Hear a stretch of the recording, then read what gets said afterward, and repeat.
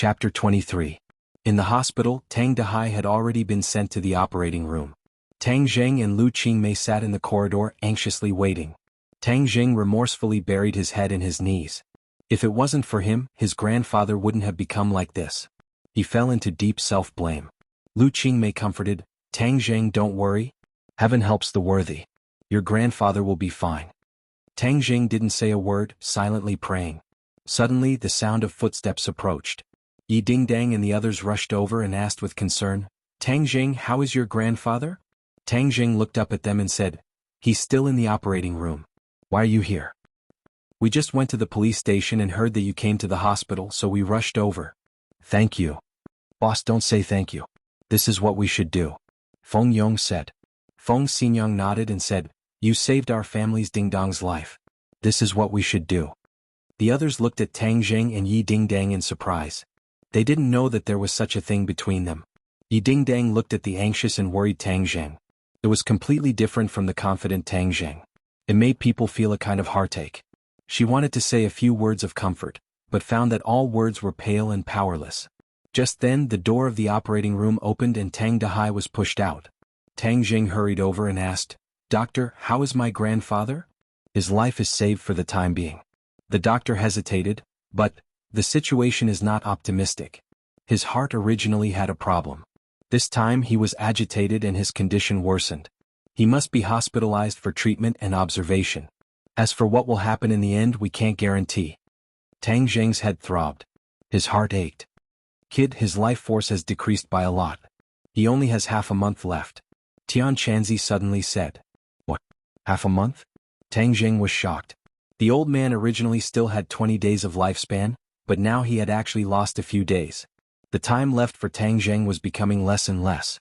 He had to find the heavenly fragrant flower as soon as possible and break through to the third-grade refining qi, but this was almost impossible. It was as difficult as ascending to the heavens. I can't give up. I have to let Grandpa live. Kid, sometimes people have to face the cruel reality. Don't push yourself too hard, Tian Chanzi advised. Shut up. Tang Zheng involuntarily roared out, causing the others to jump in fright as they looked at him in shock. Tang Zheng, boss, what's wrong with you? Everyone asked in unison. I'm fine. Tang Zheng changed the topic and said that he agreed to be hospitalized. Then he went to go through the hospitalization procedures. He only had a few dozen yuan with him. Even the cost of the surgery was paid for by Lu Qingmei.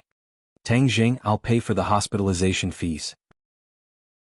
When you have money in the future you can pay me back. Lu Qingmei saw his distress and hurriedly said.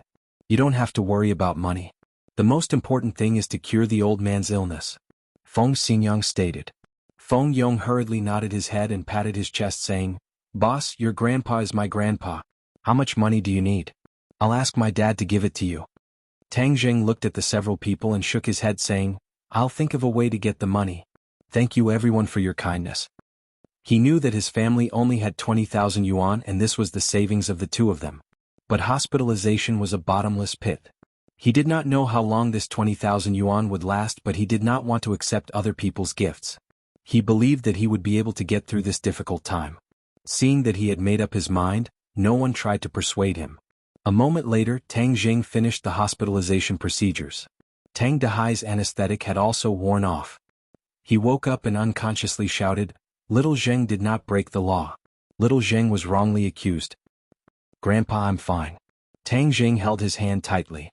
Tang Dehai opened his eyes and exclaimed, Little Zheng, am I not dreaming? The police said you broke the law and arrested you. Grandpa, this is all a misunderstanding. It's fine. Tang Zheng explained. Tang Dehai let out a sigh of relief and said, I was just saying how could my grandson break the law? Must be a mistake. It's good that you're fine. Why am I in the hospital? Grandpa, you just fainted. I'm fine. Let's go home. This hospital costs too much money. Tang Dehai struggled to get up but was held down by Tang Zheng. Grandpa, your body has not fully recovered. The doctor said that you should stay a few more days for observation. My body is fine. Why would I stay in the hospital? It's a waste of money. Tang Dehai waved his hand and said with heartache. Old man, just listen to the doctor. Feng Xinyang also advised. Only then did Tang Dehai notice that there were other people in the room. He looked at these strangers in astonishment. Tang Zheng introduced them. Grandpa, these are my teachers and classmates. I've troubled you guys too much. Tang Dahai said with embarrassment. Old man, you should take care of your body. Don't think about anything else. This way Tang Jing can focus on his studies, right? Lu Qingmei kindly advised. Tang Dahai hesitated for a moment, looked at everyone and said, I'm really fine. This is an old problem. It's not a problem. Grandpa, just listen to me this time. There's no room for discussion. Tang Jing firmly said. Tang Dahai stared at him for a while and sighed. He had no choice but to compromise. Old man will go back first. Tang Jing, if you need anything just give us a call. The others said their goodbyes. Little Zheng, you send everyone off. Tang Dahai said. Tang Jing sent them off to the elevator. Lu Qingmei pulled Tang Jing to the side and said, Tang Jing, as soon as the police have news, I'll inform you. If you want to harm my student, I definitely won't agree. You can rest assured. Thank you, Teacher Lu, I want to take a few days off. Sure, take good care of your grandpa. After sending them off, Tang Jing returned to the room. He already had a plan. His current priority was to cultivate and find the heaven-fragrant flower. This was why he asked for leave. However, he could not tell his grandpa, otherwise he would definitely not agree. He planned to cultivate at night and search for the heaven-fragrant flower during the day. Tang Jing returned home and paid the deposit. He then chatted with his grandpa. He insisted on staying and waited for his grandpa to fall asleep before impatiently cultivating. There were 2 other patients in the room. It was not convenient for him to meditate and cultivate. Just as he was worrying about this, Tian Chanzi told him that he did not need to meditate to cultivate. As long as he was calm and wholeheartedly immersed in it, it would be fine. He was overjoyed as he sat on a chair. Not long after, he entered a meditative state and began to cultivate the ancient clear heaven scroll. Ordinary balance mountain. Tang Jing brought a rope early in the morning to the back of the mountain. Looking at the endless cliff, he tied the rope to his body and slowly moved down the mountain. The sun had already risen to the middle of the sky, but he did not stop. It was as if he did not know exhaustion as he searched the cliff for traces of the heaven-fragrant flower. Tian Chanzi did not have the heart to discourage him. This kind of aimless search was no different from looking for a needle in a haystack. Moreover, based on his experience, there should not be any heaven-fragrant flower unless there was a miracle. Boohoo! The mountain wind whistled, blowing the rope up. Tang Jing swayed with the wind as he hurriedly grabbed onto a rock to stabilize himself. The rope came to an end. He had already descended more than 300 meters. The bottom of the mountain was filled with a thin layer of fog. He could only see a few meters ahead. The sun was setting in the west. He climbed back to the top of the mountain. He decided to bring a longer rope tomorrow. This was his only choice. He also knew that the hope was slim, but he could not give up. If he gave up, it would mean that his grandfather would die. He absolutely could not allow this to happen. He returned to the hospital and just happened to run into Feng Yong. Boss, you didn't go to school today. You don't know that the school is in chaos. It's all about you. Tang Jing frowned. He stared at the wound on his forehead and asked, What happened to you? I accidentally bumped into it. Feng Yong said hesitantly. Nonsense, this is clearly not a bump. What happened? Tang Jing's face sank. It was Takashi who hit me. Takashi, why did he hit you? Feng Yong's face turned red. He said with shame, Boss, I am useless. Takashi said that you are a rapist in school. I argued with him and then we fought. I am not his opponent. I have lost face for you. Takashi. Tang Jing's eyes were about to spit fire. Feng Yong, thank you. Boss, this is what I should do. I only hate that I am not his opponent. Otherwise I would have beaten him until his teeth fell out. This day will come. Don't worry. Tang Jing's heart moved. After refining the life-continuing pill, he could organize a set of martial arts to teach Feng Yong. Feng Yong heard this and his eyes lit up. He nodded and said, Boss, right now there is a group of people in school who do not know right from wrong. They are all slandering you. They are saying that you have no face to face everyone, so you are hiding and not going to class. Let them talk. There is no need to pay attention to these clowns. Tang Jing said indifferently. Listening to these makes me angry. But wait a few days until your grandfather is better. When you go back, these rumors will be dispelled. Tang Jing did not take it to heart. He said a few more words to Feng Yong and then returned to the ward to accompany his grandfather. The next day he once again came to Ordinary Balance Mountain. This time he prepared a 500-meter-long rope. He was like Spider-Man as he casually descended to yesterday's position. He did not stop and continued to descend. A moment later he descended another 100 meters. Stop. Suddenly Xianxia shouted. Tang Jing was shocked and hurriedly stopped. What's wrong? Is there a demonic aura? Demonic aura. Could there be a demon? Xianxia said in a deep voice. In the myriad of worlds there are not only humans. There are also demons and demons. The demons are humans who practice evil techniques. The demons are all living things that have gained intelligence and are able to use magic. If it was before, Tang Jing would definitely not believe that there were demons in this world. But now that he was a cultivator, he immediately accepted it and said, I am only a first-grade refining chi cultivator. Am I a demon's opponent? I don't know. This demonic aura is not strong, but it cannot be underestimated. If you go back the way you came, there is still time. Chapter 24. Tang Jing descended another 10 meters. The fog in front of him was getting thicker and thicker. He could only see 3 meters in front of him. Suddenly, a fishy smell assaulted his nose. Xianxia shouted to be careful. Tang Jing hurriedly dodged to the side, only to see a red shadow brushing past him. Snake. He saw it clearly. This was a snake half a meter long. Its whole body was red as if it was dyed in blood. Crimson snake. Xianxia exclaimed, it has already gained intelligence and is already a monster. You must be careful, its venom is fatal. As long as you are bitten by it, you will definitely die. Also, this crimson snake knows illusions. Don't treat anything you see as real. Illusions. This was the first time Tang Jing heard of this technique. Little brat, it seems that I was wrong this time. The crimson snake and the heaven fragrant flower are companions. Places with crimson snake usually have heaven fragrant flower. This place with thin spirit chi actually gave birth to the heaven fragrant flower. How strange. Tang Jing was overjoyed. Are you sure? Of course I am sure, but you must first pass through this crimson snake. Tang Jing stared at the crimson snake like a tiger watching its prey. It also stared at Tang Jing, continuously spitting out its scarlet tongue. Its body was bent like a bow. So the crimson snake shot up, straight towards Tang Jing. Tang Jing readied himself for action, and displayed the heaven-gathering hand. Suddenly he realized that there was no crimson snake in front of him. Instead, a beauty was pouncing towards him. She first looked like Yi Dingdang, then turned into Fang Shishir, and finally she turned into Lu Qingmei. Little brat, this is an illusion. Don't be fooled. Xianxia's voice was as loud as a bell. All of a sudden, Tang Jing was pulled back from the illusion. He hurriedly circulated his true chi to keep his mind clear. The illusion disappeared, revealing the true body of the scarlet chain snake. Tang Jing stretched out his hand and grabbed the scarlet chain snake 7 inches. The scarlet chain snake struggled, but it was unable to escape from Tang Jing's palm. The crimson drill snake's strongest point was its illusions. However, Tang Jing managed to block it. The crimson drill snake was caught off guard and was instantly captured. Quick, cut open its abdomen and take out its inner core. This is good for you. Xianxia said impatiently. Raising his hand, Tang Jing used the dagger that he always carried with him to cut open the scarlet drill snake's abdomen. A fingernail-sized blood-red nidin rolled out. He hurriedly caught it and threw away the scarlet drill snake's corpse. The inner core was sparkling and translucent, quietly resting in his palm, glowing. The inner core is the most important part of a monster. It is the center of its power. If you take it, it can increase your true chi and raise your cultivation. Tang Jing was overjoyed. He hurriedly swallowed it.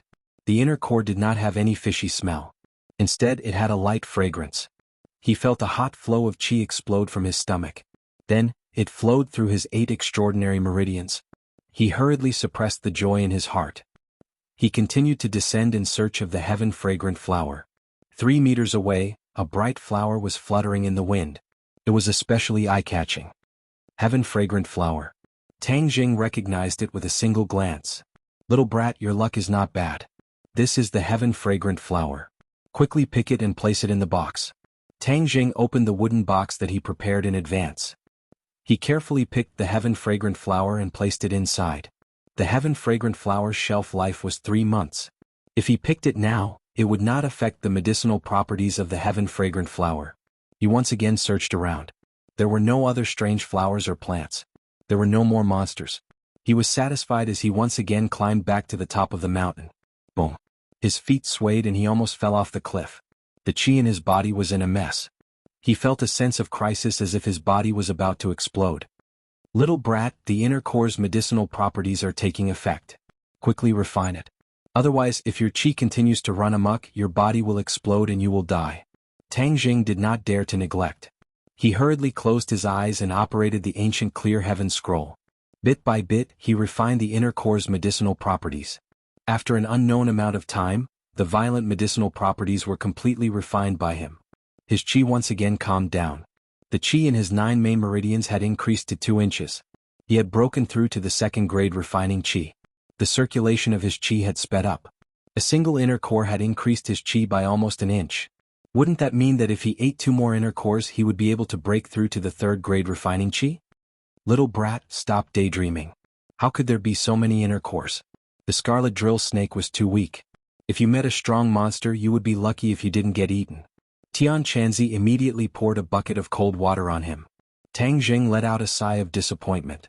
This kind of opportunity could only be encountered and not sought after. Proper cultivation was the right path. You haven't absorbed any pure yin qi for the past 2 days, yet your qi suddenly increased. Did you notice anything strange? Tian Chanzi asked. Tang Jing's heart moved. He hurriedly operated his qi, causing the circulation of his qi to increase.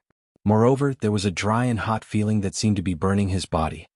His expression slightly changed as he heard Tian Chanzi say, "Did you feel it? I said before that the 9 yang saint body is a very strong physique. However, when things reach an extreme they will move in the opposite direction. The stronger your qi is, the more dangerous it will be for you if you don't have the pure yin qi to balance it." Tang Jing's back was drenched in cold sweat as he said, "I will go to school tomorrow and absorb the pure yin qi to balance it out." Tian Chanzi strangely laughed. "Hi hey little brat, if you chase after those girls at least you won't have to worry about not having pure yin qi for a short period of time. Moreover, once and for all, it will be much faster than you secretly absorbing pure yin qi. Why don't you listen to my advice?" Tang Jing didn't know whether to laugh or cry. Yi Dingdang, Fang Shishir, and Lu Qingmei, which one of them wasn't the center of attention? They were proud daughters of the heavens. How could he chase after them just because he wanted to? However, Tian Chanzi's words reminded him that if he chose one of them as his girlfriend, it would be a good idea. It would greatly help in alleviating the danger of the 9 yang saint body. Let's first refine the life-continuing pill and save grandfather before thinking about these things. He shook his head and temporarily threw this charming thought to the back of his mind. Little brat, refining the pill will take 1 day. Therefore you must reach the 3rd grade refining qi within the next 11 days. Do you understand? Tian Chanzi reminded him. Tang Jing's head sank. If he didn't have a niden or enough pure yin qi to reach the 3rd grade refining qi in 11 days, it would be harder than ascending to the heavens. However, he did not give up and said, "I will continue to work hard in my cultivation." Have you noticed that your cultivation speed has slowed down a bit these past few days? Tian Chanzi asked. Tang Jing was silent. Apart from the first few days of rapid progress, his cultivation speed had now returned to normal. Of course, it was still faster than the average person. Tian Chanzi, is there really no other way? Tian Chanzi was silent for a long time before saying, "Cultivation is like sailing against the current. If you don't advance then you will fall behind. Moreover, you must apply what you have learned in order to complement each other and increase your strength. The best way to do this is through actual combat. Through actual combat you will gain more comprehension. This is also a way to increase your cultivation speed. In the past, the sects would organize disciples to go down the mountain and train. This is to increase their cultivation through actual combat." Actual combat. Tang Jing's eyes lit up. Right, this is indeed a shortcut, but you currently don't have the qualifications. I can find Yi Dingdang to spar. Her strength is higher than mine, so she should be able to help me break through. This is indeed a good method. Within the sects, there will be competitions between disciples to verify what they have learned. However, this is only under normal circumstances. You are currently in an extreme situation. If you want to break through in such a short period of time, it must be a test of life and death. Only a life and death battle can stimulate your greatest comprehension. A life and death battle? Don't tell me I have to find someone to risk my life. Even if I had this idea, I still wouldn't be able to find such a person. Tang Jing thought dejectedly. Tian Chanzi had no choice but to persuade him, "There is always a way out. Let's see if there is any other way later." Tang Jing returned to the hospital. As soon as he stepped out of the elevator, he was stopped by the nurse at the nurse's station. She said that the hospitalization fee was almost used up. She asked him to pay the fee as soon as possible, or the medicine would be stopped. spending money like running water. Tang Jing frowned. His family's savings of 20,000 yuan were almost used up these days. If there was no money, his grandfather would have to be discharged. No, I have to make money in addition to cultivation. But when he thought of making money, he was in a daze. He used to follow his grandfather to pick up junk, but it was all accumulated bit by bit. There was no way to make enough money in a short period of time. He didn't have that much time and energy. This night, he cultivated while thinking about how to make money. Until dawn, he still couldn't think of a way. Did he really have to borrow money from others? He didn't have any relatives in ordinary balanced city. If he wanted to borrow money, he could only borrow from Lu Qingmei or Feng Yong. But unless it was a last resort, he didn't want to reach out to others. After 2 days, he came to school again. When he appeared at the school gate, he attracted the attention of countless people. Many people laughed contemptuously. As if there was no one around, they said that it was better to find a prostitute than to rape. Some people said that he was poor and definitely didn't have the money to find a prostitute, so he went to rape. It was really shameful. Tang Jing pretended not to hear. He didn't want to lower himself to the level of these clowns. He walked quickly to the classroom, sat in the last row, and closed his eyes to rest. Tang Jing, why are you here? Yi Dingdang looked at him in surprise. I finished my business, so I came to class. How is your grandfather? A little better. Tang Jing nodded gratefully. That's good. Heaven helps the worthy. Feng Yong also came over to warmly greet him and said, Boss, you finally came. There is someone who has been extremely arrogant these past few days. Moreover, he has been talking nonsense. Let's see what he will do now. Fatty Feng, you're itching for a beating, right? You're shouting and yelling again. Takashi walked in and shouted from afar. Suddenly he saw Tang Jing and his voice came to an abrupt stop. It was as if someone was strangling his neck. His face became extremely ugly. Tang Jing stood up and stared at Takashi and said, Takashi, I heard that you've been very arrogant recently. Takashi's face flushed red and said, Tang Jing, you're talking nonsense. Heng, is it me talking nonsense or is it you who is talking nonsense? Everyone is well aware that the wound on Feng Yong's forehead was caused by you. Immediately apologize to him or else you'll have to bear the consequences. Tang Jing coldly said. Tang Jing, this is a school. Don't mess around or else you won't be able to bear the consequences. Takashi said sternly. Tang Jing disdainfully snorted and strode toward Takashi. Chapter 25. Takashi subconsciously retreated with a panicked look on his face. Seeing this, the others looked as if they were watching a good show. Feng Yong was overwhelmed with emotions. His boss stood up for him. He was almost moved to tears. In the past, no one had ever stood up for him. When he was bullied, he could only swallow it. Yi Dingdang's eyes lit up. She looked at Tang Jing with interest. Takashi retreated to the wall. With nowhere to retreat, he quickly said, Sister Dingdang, save me. Yi Dingdang coldly looked at him and said, What does this have to do with me? Takashi was speechless. In the past, he had always followed Yi Dingdang blindly. But Yi Dingdang never said that he was her follower. Tang Jing, you dare to hit me. Be careful you don't get expelled. Tang Jing was startled and stopped. Takashi proudly smiled. He thought that he had grasped Tang Jing's weak point. But in the next second he knew that he was wrong. Tang Jing coldly smiled and said, Using this to threaten me, you are too inexperienced. When his voice fell, he was already in front of Takashi. Bang, he punched out. Takashi felt his internal organs tumble. He immediately fell to the ground. He continuously sucked in cold air. He couldn't even scream. The others were shocked. This was the first time they saw Tang Jing. When he attacked, they were all shocked. Takashi was tall and strong. He was the best fighter in Class 7 besides Yi Dingdang. No one was not afraid of him. Many people had been bullied by him. Seeing Takashi's battered and exhausted appearance, they immediately felt relieved. Boss, good job. Boss, #1 in the world. Feng Yong's face was flushed red. He loudly shouted and clapped. Clap, clap, clap. The applause gradually rose and the others followed suit. The applause became louder and louder and in the end the whole class was boiling with applause. Takashi was lying on the ground, gritting his teeth. The applause was like a sharp sword piercing into his heart. He swore to himself, just you wait. You think you can climb over my head with just Tang Jing? I will make you regret it. He took advantage of his tall stature and liked to tease and play tricks on others. Everyone's hearts were filled with anger. Tang Zheng looked at Takashi with contempt. His popularity was really bad. Everyone actually disliked him. What are you doing?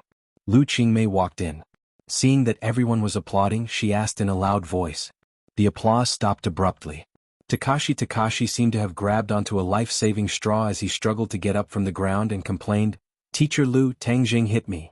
Lu Qingmei looked at Tang Zheng with astonishment. She then looked at Takashi. She clearly did not believe him. "Teacher, you have to believe me. He really hit me." Takashi wanted to cry but had no tears. He had never felt so sullen before. Takashi, stop messing around. How could Tang Zheng hit you? You, on the other hand, I heard that you recently bullied your classmates again? Lu Qingmei's face was cold as she questioned. I didn't. Takashi said with a guilty conscience.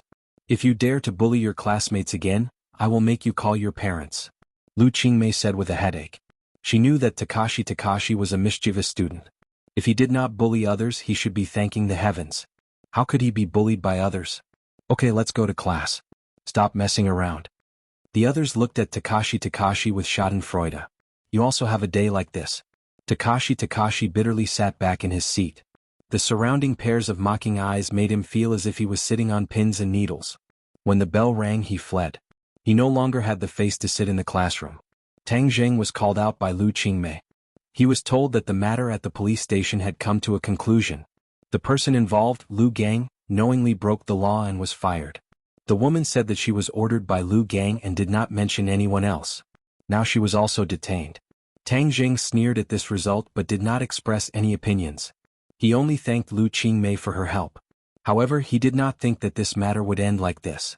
He must find the person behind the scenes. The other party caused his grandfather to lose 10 days of life. This hatred must be avenged. On this day, Tang Zheng did not study. Instead, he seized the time to cultivate. He continuously absorbed Yi Dingdong's pure yin energy to harmonize the Zhen Qi in his body. After a day, the burning sensation in his Zhen Qi eased a lot. On the way back to the hospital, he kept thinking of ways to make money and improve his cultivation. However, he had no clue. Just as he walked to the hospital entrance, his phone rang. Little brother, how have you been recently? Do you have time? Come to brother who's place to play. Lin Hu asked in a clear voice. Tang Zheng did not expect Lin Hu to call. He refused. Brother Hu, these days I'm a bit busy. I don't have time. Another day. This time it's really fun. Boxing. I guarantee it will be exciting. You're also a martial artist, so I called you. Boxing? Yes, a martial artist confrontation. Watching others fight is also helpful for our own cultivation. Tang Zheng's heart moved and said, Okay, I'll come. When and where? Come to my xianxia bar. I'll take you there. Tang Zheng returned to the hospital and told his grandfather that he had to go to a classmate's house to review his homework. Then he went straight to xianxia bar. Haha, little brother, you've come. Come get in the car. This time I'll definitely open your eyes. Lin Hu enthusiastically pulled him into the car. In the car was Dong Zi and another person. He was around 30 years old. He was tall and majestic. As the car sped away, Lin Hu gave him an introduction. This time they were going to watch an underground boxing match. It wasn't a formal boxing match, but because it was underground, it was even more brutal and exciting. There weren't many rules, and the only rule was to knock out the opponent. This kind of boxing competition was even more bloody and violent. Moreover, you could bet on it live. This attracted a lot of spectators, but only a certain circle of people would come in contact with it. And Lin Hu was one of these people. This big man was a fighter that Lin Hu specially invited. Tang Zheng had a general impression and said, Then are the people in the competition all martial artists? Of course they are martial artists. A fight between normal people is not interesting at all. How could it attract people? This is the fighter I invited. He is a first-grade refining body martial artist. Today I'm counting on him to win money. Hi. Lin Hu said with satisfaction. The fighter proudly raised his head as if to say, Just wait and see. Victory will definitely belong to me. The car stopped outside an abandoned factory in the suburbs. There were already many cars parked outside the factory. There were many henchmen standing outside, checking the people coming and going. Lin Hu was clearly a regular customer. The henchmen all greeted him and then they directly walked in. There was a hubbub of voices in the factory. The high-powered speakers were playing blood-boiling heavy metal rock music. There was a huge competition ring in the middle of the factory, surrounded by spectator stands and chairs. Many people were already seated. Yo Linhu, you're here again. Last time you lost 500,000. You didn't get enough of it, right? How much are you going to lose this time? A 40-year-old man walked over surrounded by several people and jokingly said. Linhu's face became very ugly. He said in a deep voice, Boss Fan, this old man is here to make a comeback. How could I possibly lose? Don't lose until you don't even have your underwear left. That would be really pitiful. Haha, how could I possibly lose? This time I specially invited an expert to deal with your fighter. Who is your fighter this time? Him. Linhu pointed at the big man beside him and said. Boss Fan tilted his head and looked at the big man. He sneered and said, the peak of the first-grade refining body. Soon to reach the second-grade refining body. You are indeed stronger than last time's idiot. But no matter how strong you are still an idiot. Today you will definitely lose. You better prepare your money. Linhu angrily said, Boss Fan, don't boast too early. Be careful you don't bite your tongue. Hang, I want to see what realm your fighter is at today. Boss Fan laughed and mysteriously said, you will find out in a bit. I guarantee that you will be able to broaden your horizons. Hey. After saying this, he proudly walked away. Pay, what kind of thing is this? Linhu spat at his back. Brother, who is this person? Tang Jing curiously asked. Qing'an's Boss Fan.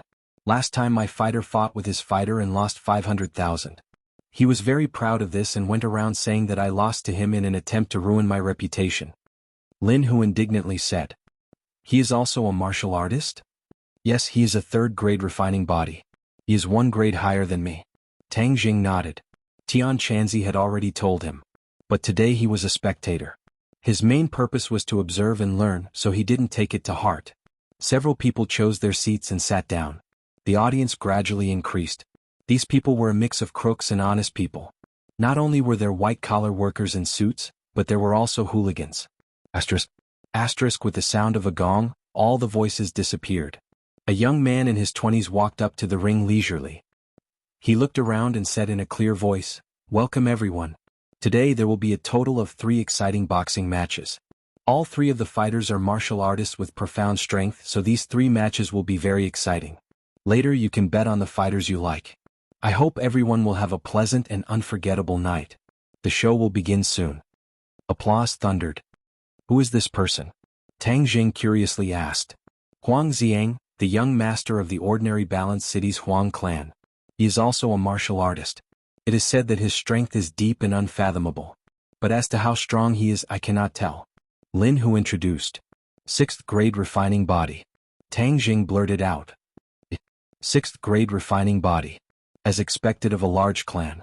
20-something years of cultivation is higher than our lifetime of cultivation. Linhu sucked in a breath of cold air and said with envy. Large clan? Little brother, you are not a person of this circle, so you may not know. The Huang clan is a famous family of the underworld. They have been around for over 100 years. Don't think that I am doing well in the northern part of the city. Compared to the Huang clan, I am like an ant compared to an elephant. It is just that the Huang clan has been completely clean for the past few years. They have countless businesses under them. This underground boxing competition was organized by Huang Xiang on a whim. Otherwise, who do you think would have such a big face and divine ability to deal with both the underworld and the underworld, making everyone wholeheartedly convinced? Linhu explained. Tang Jing was slightly shocked. This Huang clan actually had such a big background. He really was ignorant before. The first fight began. 2 fighters walked onto the stage. With a clang, the gong sounded and the fight began. Chapter 26. Before the fight began, many people were placing bets on their favorite fighter's victory. The atmosphere of the arena gradually became lively as people continuously shouted and cheered.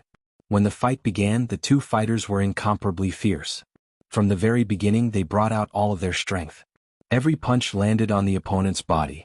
Aren't they afraid of killing people in this kind of fight? Tang Jing curiously asked. Linhu chuckled and said, in such an intense fight, injuries and deaths are unavoidable. In the past, people have died, but they were all settled. This is Huang Xiang's strength. The police didn't even come looking for trouble. Tang Jing nodded as he gained a new understanding of the Huang clan's strength. But in this kind of fight, injuries and disabilities are very common. That's why fighters are very hard to find. My fighter was hired with a large amount of money. How much? 50,000. Linhu extended his 2 hands. Normal fighters are easy to find, but there aren't many who are willing to risk their lives. After all, becoming a martial artist means that one's future is limitless. Not many people are willing to risk their lives for quick money. My fighter is an expert from a foreign dojo. Today I am counting on him to be able to hold my head high. In reality, I don't care about the amount of money, I just want to fight for my pride. A first-grade refining martial artist is worth 50,000 for a fight. Tang Jing was secretly speechless. A martial artist was really worth a lot of money. This is only a first-grade refining martial artist. If his cultivation was higher, he would naturally be worth more money. Huang Xiang has a fourth-grade refining martial artist who has already won 5 fights in a row. That's worth $1 million. That's a true expert. Lin Hu said enviously. Tang Jing concentrated on watching the fight. The two fighters' martial arts were simple and crude. They were like two robots, fist after fist colliding. The sounds of the collisions were like muffled thunder. It was especially clear amidst the tide of cheers and shouts. The fierceness in their fight is what I lack. In the future, I will inevitably meet a mortal enemy. I must also cultivate this kind of fierceness. Tang Jing seemed to have realized something. One fighter fell to the ground. The other fighter quickly rushed forward. Kacha, the opponent's legs were broken at lightning speed. The winner was decided. With the sound of a gong, the competition was over. The winner raised his hands high and excitedly waved to the crowd, while the loser was dragged away like a dead dog, with no one paying any attention to him. The crowd burst into thunderous cheers. Some people cheered for winning money while others cursed for losing money. The second match was exactly the same as the first. The winner was decided in about 10 minutes, but this time the loser was beaten until he was on the verge of death. It was extremely miserable. The third match is between my fighter and Boss Fan's fighter. Lin Hu clenched his fists. His eyes were wide open as he stared at the battlefield. Obviously he was also very nervous. When the boxer appeared on the stage, the audience went wild. Second-grade refining body martial artist. Lin Hu sucked in a breath of cold air. He stared fixedly at Boss Fan's fighter. He unconsciously looked in Boss Fan's direction and saw that Boss Fan was also looking at him. When their eyes met, Boss Fan's eyes were filled with ridicule and pride. Lin Hu flew into a rage. Fuck, where did Boss Fan find a second-grade refining body expert? Fuck, I originally thought that I would win this time, but now I don't have the chance. He lowered his head dejectedly after saying this. Other people with discerning eyes had already discovered the difference between the two fighters. They all placed their bets on Boss Fan's fighter to win. Immediately the entire audience burst into cheers. This match was a sure win. It was simply giving away money. There was no suspense at all. Boss, our 500,000 has gone down the drain. Dong Zi said dejectedly. 500,000 is a small matter. The key is that Boss Fan is going to be proud again. Seeing his proud face makes me unhappy. Lin Hu said in annoyance. Seeing this, Tang Jing's heart moved. He said, Brother Hu, how about I go up? You go up? Lin Hu was surprised. If Tang Jing went up, then he would definitely win. Yes, I'll go. Recently I've been in urgent need of money, so I want to earn some money. Tang Jing said straightforwardly. If a boxer fought in a match, they would earn 50,000 yuan. This was enough to cover a portion of his grandfather's medical expenses. Moreover, fighting with opponents could increase one's comprehension and strengthen one's cultivation. This was killing two birds with one stone. Lin Hu's eyebrows raised in joy. He did not think that there would be such a pleasant surprise. Are you sure? Tang Jing solemnly nodded his head. Little brother, since you're going up, then it won't be 50,000 yuan. No matter who wins or loses, the 100,000 yuan will be yours. Lin Hu said excitedly. Of course he believed that Tang Jing would win. Tang Jing was also secretly excited. The 100,000 yuan could alleviate his urgent need. Lin Hu immediately brought Tang Jing to the rostrum to request for a change of fighters. Seeing this, Boss Fan hurriedly walked over and asked, Lin Hu, what are you doing? Changing fighters. Changing fighters? Boss Fan wrinkled his eyebrows and sneered, Lin Hu, you can't be thinking of going up yourself, right? Huang Xiao has set the rules. Us bosses cannot go up by ourselves. Of course I won't break Huang Xiao's rules. Relax, it won't be me going up. Then who will it be? Don't tell me you have other fighters? I think you're just stalling for time. Don't make any pointless struggles. You'll definitely lose today. Boss Fan said confidently. Don't boast too early. The good show is yet to come. Lin Hu directly walked in front of Huang Xiang and said, Huang Xiao, I'm requesting a change of fighters. Huang Xiang looked at him with interest and said, Lin Hu, are you sure? I'm sure. No problem. You can change fighters before the fight starts. This is the rule. But who do you want to change? Huang Xiang asked curiously. I'll go. Tang Jing stepped forward bravely. You. Huang Xiang and Boss Fan looked at him at the same time. Their eyes were filled with suspicion. From the outside, Tang Jing was no different from an ordinary person. No matter how they looked at him, he didn't look like an expert. Ah, Lin Hu, I think you've gone crazy from losing. You actually found a weak child. Boss Fan snorted disdainfully. Huang Xiang's eyebrows were tightly knitted. He didn't believe that Lin Hu would be so stupid as to bring disgrace upon himself. But he couldn't see what was so special about Tang Jing. This made him very suspicious. Lin Hu coldly snorted. Before, he also didn't believe that Tang Jing was an expert. That was why he suffered a loss at his hands. This time the other side repeated the same mistake and looked down on Tang Jing. He wasn't angry but rather happy. Now you guys are rejoicing in my misfortune. Later on you won't be able to laugh anymore. Let's see who's the real deal. Right now it's too early for you to say anything. Lin Hu disdainfully said. Good, in a moment I'll make you accept your loss wholeheartedly. Hey, last time you bet 500,000. How much are you going to bet this time? 1 million. Boss Fan wildly laughed. Lin Hu, since you want to give me money then I won't refuse. Hey, I dare say that this little brat won't be able to last 3 minutes before being beaten down by my fighter. Little brat, it's still not too late for you to back out. Otherwise, if you lose an arm or a leg, the rest of your life will be ruined. It'll be too late for regrets. What's with all this nonsense? Tang Jing cast a sidelong glance at him and coldly said. Boss Fan was suddenly startled and then flew into a rage. Ever since he became famous, very few people dared to speak to him like this. He gnashed his teeth and stared at Tang Jing, saying, Little brat, just you wait. You'll spend the rest of your life in a wheelchair. Huang Xiang didn't say a word as he silently watched both sides. Especially Tang Jing. The confidence that was being emitted from his opponent's body made him quite puzzled. This wasn't arrogance and conceit, but a feeling that victory was within his grasp. The corners of his mouth rose as he said, I didn't think that today's match would be more exciting than I expected. Very good, then I'll look forward to your exciting performance. Tang Jing walked towards the ring. His opponent looked at him and disdainfully said, A little brat dares to come and compete. He's really looking for his own death. Tang Jing didn't mind as he smiled. Boss Fan angrily ordered, In a moment, beat him until half his body is paralyzed. Let him know this daddy's strength. Boss Fan, don't worry. I'll definitely complete the mission. The fighter rubbed his fists, eager to give it a try. Lin Hu said in a low voice, Little brother, you have to be careful. The audience discovered that the fighter had suddenly changed and they all stared at Tang Jing in astonishment. When they heard someone say that Tang Jing was just a normal person, everyone revealed a shocked expression. For a normal person to fight a martial artist was simply sending themselves to their deaths. Those who had originally bet on Lin Hu began to curse one after another, saying that they would refund their money and that they wouldn't bet anymore. This level of confrontation was simply not worth watching and there was no chance of victory.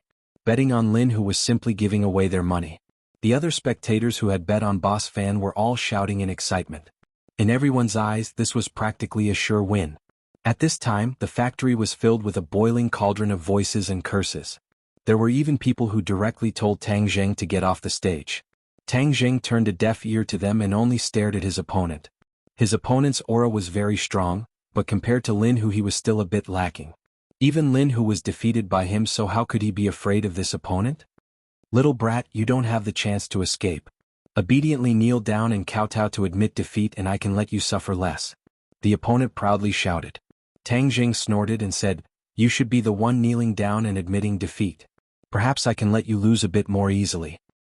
*CK boasting shamelessly. This daddy won't be polite. The fighter fiercely attacked. His huge fist was like a shooting star as he wildly rushed forward. Tang Jing dodged and easily avoided this attack. The fighter was shocked but did not take it to heart. His attacks suddenly became fierce and violent like a violent storm. Tang Jing was like a small boat in the middle of a torrent that could be submerged at any time. However, this small boat seemed to have an endless amount of magic. The torrent of attacks fell upon him but he remained motionless like a boulder. Could a normal person easily dodge the attacks of a second-grade refining martial artist twice in a row? The answer was obvious, no. But Tang Jing was able to do it. Was he still a normal person? Of course not. The curses came to an abrupt end as pairs of eyes uniformly fell on Tang Zheng's body. He had become the center of attention on the stage. Boss Fan sat up straight. His expression became serious as he stared at Tang Zheng. Lin Hu's face revealed a proud expression. This was within his expectations. Chapter 27. The fighter's continuous attacks missed and he was enraged. With a roar he attacked again. Tang Zheng didn't dodge and instead crossed his hands, filling the air with layers upon layers of hand shadows. The fighter was dazzled. He couldn't see Tang Zheng's face clearly, but he didn't retreat. Instead he punched out like an angry dragon. The fist hit a layer of hand shadows and then they disappeared. The fighter was overjoyed and said, "Insignificant skill, you dare to show off in front of me? Go die." On the platform, Huang Xiang's pupils shrunk as he thought, "This young man's martial arts are not simple, it's perfect. Yes, this is a perfect set of martial arts and not a random mess. The opponent thinks too highly of himself and will definitely lose." Ping ping ping. A series of muffled sounds rang out, and the shadow of the hand completely disappeared. The fighter discovered that Tang Zheng had disappeared, and suddenly he felt a sense of danger. He turned around, but it was too late. A strong force came from behind him, and he lightly floated into the air, flying out of the arena. The entire audience was silent. No one expected this match to end like this. Wasn't Tang Zheng supposed to be the loser? How could he so easily eliminate his opponent? The fighter fell outside the ring. He was stunned. He didn't expect this result, but the match had already been decided and he had lost. Bang! A gong sounded and the referee raised Tang Zheng's hand and announced his victory. Lin Hu laughed loudly. His long laughter reverberated throughout the factory. Most of the audience were dejected and cursed. F***ck, how did this happen? I lost all my money. Boss Fan's face was ashen as he fiercely glared at the fighter. The fighter was dejected and didn't dare to look him in the eye. Lin Hu ran up the ring and gave Tang Zheng a tight hug and said, "Little brother, thank you for letting me vent my anger." Tang Zheng smiled lightly. This match wasn't difficult. His opponent was a second-grade refining body and Tang Zheng was a second-grade refining chi. However, Tang Zheng's chi was dense and the heaven-gathering hand's power was not ordinary. He could easily suppress his opponent. However, in order to gain more insight, he did not launch a storm of attacks. Instead, he allowed his opponent to display their moves first before he defeated his opponent. "Kid, quietly feel the battle just now. Although this person's strength isn't that great, this battle is still good for you," Tian Chanzi said. Tang Zheng secretly nodded. He could already feel that his true chi was gradually calming down, but it was a lot more vigorous. Fighting was indeed a good way to increase his true chi. "Let's go, little brother. Let's go take a look at Boss Fan. He shamelessly boasted that he would paralyze half of your body. Let's see what he has to say now." The two of them walked in front of Big Head Fan. Big Head Fan wanted to run away, but it was already too late. Lin Hu jokingly said, "Big Head Fan, now you know who's shamelessly boasting, right?" Big Head Fan glared at Tang Zheng, his eyes blazing. From beginning to end he couldn't see through Tang Zheng. Tang Zheng looked like an ordinary person, but now he didn't dare to treat Tang Zheng as an ordinary person. Could it be that he had reached the realm of returning to his original state? Impossible. Big Head Fan subconsciously shook his head. How could a young person reach such a mysterious realm? "Just who are you?" Tang Zheng coldly said, "There's no need to tell you. Kid, do you know what happens to people who dare to speak to me like this?" Big Head Fan's eyes were cold. Lin Hu bravely stepped in front of Tang Zheng and said, "Big Head Fan, don't you dare touch a single hair on his head. Since you can't afford to lose, then don't come here to play." "Haha, two bosses, what's with the smell of gunpowder? Everyone came here to have fun. A few 100,000 is nothing in the eyes of the two bosses. Why get angry and hurt each other?" Huang Xiang walked over. "Young Master Huang, Big Head Fan can't afford to lose and still wants to bully others," Lin Hu indignantly said. Huang Xiang chuckled. "Big Head Fan, winning and losing is a common occurrence. There's no need to get angry." Big Head Fan's momentum weakened a bit as he said, "Young Master Huang, if you agree to a bet, you must accept your loss." "How can I not afford to lose? I'm just very curious as to who this kid is. How come I've never heard of him before?" Huang Xiang nodded and turned his head to look at Tang Zheng, saying, "Little brother, I'm also very curious about your identity. I don't know if you can tell me. I, Huang Xiang, love to make friends, especially young elites like little brother." "I'm sorry, it's not convenient for me to tell you." Tang Zheng fearlessly refused as he truly did not want to reveal his identity. Lin Hu glanced at him and hurriedly said, "My little brother's face is thin. I hope young Master Huang can forgive him." Huang Xiang bitterly smiled and meaningfully looked at Tang Jing, saying, "I saw that little brother's strength was not fully displayed in the battle just now. I don't know if you're interested in participating in other competitions." "Yes," Tang Jing said without the slightest hesitation. He had tasted the sweetness of battle, so naturally he would not give up.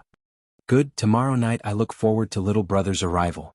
When the time comes I'll arrange a competition for you." Lin Hu swallowed the words of dissuasion that were on the tip of his tongue and said, "Young Master Huang, then we'll take our leave first." Huang Xiang nodded and looked at Lin Hu and Tang Jing as they left. His expression was neither happy nor sad, making it impossible to see through what was true and what was false. Big Head Fan fiercely spat out a mouthful of saliva and said, "Lin Hu, this brat's luck is too damn good. He actually found such an evil brat. Young Master Huang, just what is this brat's cultivation?" Huang Xiang gave an enigmatic smile and turned around to leave, leaving behind a confused Big Head Fan. His expression was uncertain as he said, "Hang, this brat made me lose a lot of face. Even if I have to dig 3 feet into the ground, I will dig you out. I want to see just what kind of god you are to dare make me, Big Head Fan, your enemy." In the car, Lin Hu handed a bag to Tang Jing and said, "Little brother, this is $100,000. Today it's all thanks to you, otherwise I would have lost to Big Head Fan." "It's just a small matter." Lin Hu hesitated for a moment and said, "Actually, when young Master Huang asked about your identity, you should have told him the truth." "A what?" "Young Master Huang clearly wants to recruit you. In the future, with the Huang clan's help, your life will be much smoother." "I like to rely on my own efforts to obtain what I want," Tang Jing said. "But you rejected young Master Huang like that. If he gets angry, it won't be good for you," Lin Hu said sincerely. Tang Jing wrinkled his eyebrows and said, "What can he do?" "It's nothing. Since I'm the one who brought you here, I'll definitely take responsibility. If young Master Huang really has any ill feelings, I'll block it for you." Lin Hu patted his chest and said, "You just need to prepare for tomorrow's match." Tang Jing did not say a word as he took the money and left the car. He returned to the hospital and deposited a portion of the money into the hospital's account. He then returned to the ward to see his grandfather. Afterwards, he adjusted his breathing and recalled the day's harvest. There was no need to worry about money. Right now, the most important thing was to increase his cultivation. He was already a 2nd-grade refining chi cultivator. In order to reach the 3rd-grade refining chi, he needed more competitions and stronger confrontations. In addition, he also needed more purine energy. "Little brat, just holding hands is not enough. In order to obtain more purine energy, you must take a step further," Xianxia said. "What do you mean take a step further? I can't force myself on you, right?" "Hi hey, if you are willing, then I have no objections," Xianxia said with a wicked smile. "Old pervert." Xianxia was speechless. He was thinking for him, yet he was still being wronged. However, the stronger Tang Jing was, the stronger his soul would be. Thus, he pretended that he did not hear anything and continued to say, "I am not talking about taking a step further. I'm talking about physical contact." "Kissing?" "Ah, the child is worth teaching." Tang Jing's mind was active. This temptation was very big for a young virgin, but the difficulty was not much different from forcing himself on her.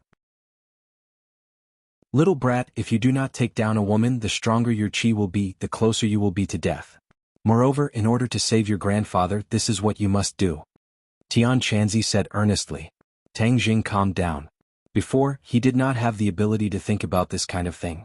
Now that he was under pressure, he must do this kind of thing. Moreover, it was normal for men and women to fall in love. Many of his classmates had openly fallen in love, so it was understandable for him to fall in love. However, this love partner was worth thinking about. He could only choose between Fang Shishir, Yi Dingdang, and Lu Qingmei. Although Lu Qingmei had a mysteriousine body and had the most purine energy, she was the most unrealistic choice. After all, she was a teacher and he was a student. As for Yi Dingdang and Fang Shishir, the image of the two appeared in his mind. As the two school bells, their beauty naturally had their own merits. However, one was unruly and the other was gentle. Fang Shishir. He made up his mind. He and Fang Shishir had been in the same class for more than 2 years. They were very familiar with each other. Imperceptibly, he also had a good impression of Fang Shishir. When the conditions were right, he would naturally pursue her. Seeing that he had made up his mind, Xianxia breathed a sigh of relief. Although it was a little regretful that he did not choose Lu Qingmei, it was better to have a goal than to have no goal. Boy, you must carry out the plan to pick up girls when you go to school tomorrow, Tianxia urged. At dawn, Tang Jing carried his backpack and walked into the campus. For him, who had never pursued a girl before, this task was no less than practicing martial arts. It was even more difficult than practicing martial arts. He had no idea where to start. However, even if you have never eaten pork, you have seen pigs run. The most important thing in pursuing a girl was to increase the chances of them interacting with each other and let them understand each other. Unknowingly, he walked to the door of grade 12 class 1 and found that Fang Shishir had already arrived. She was immersed in her studies. He walked straight over and immediately attracted everyone's attention. Everyone looked at him as if he was an alien. They watched him walk in front of Fang Shishir. What is he going to do?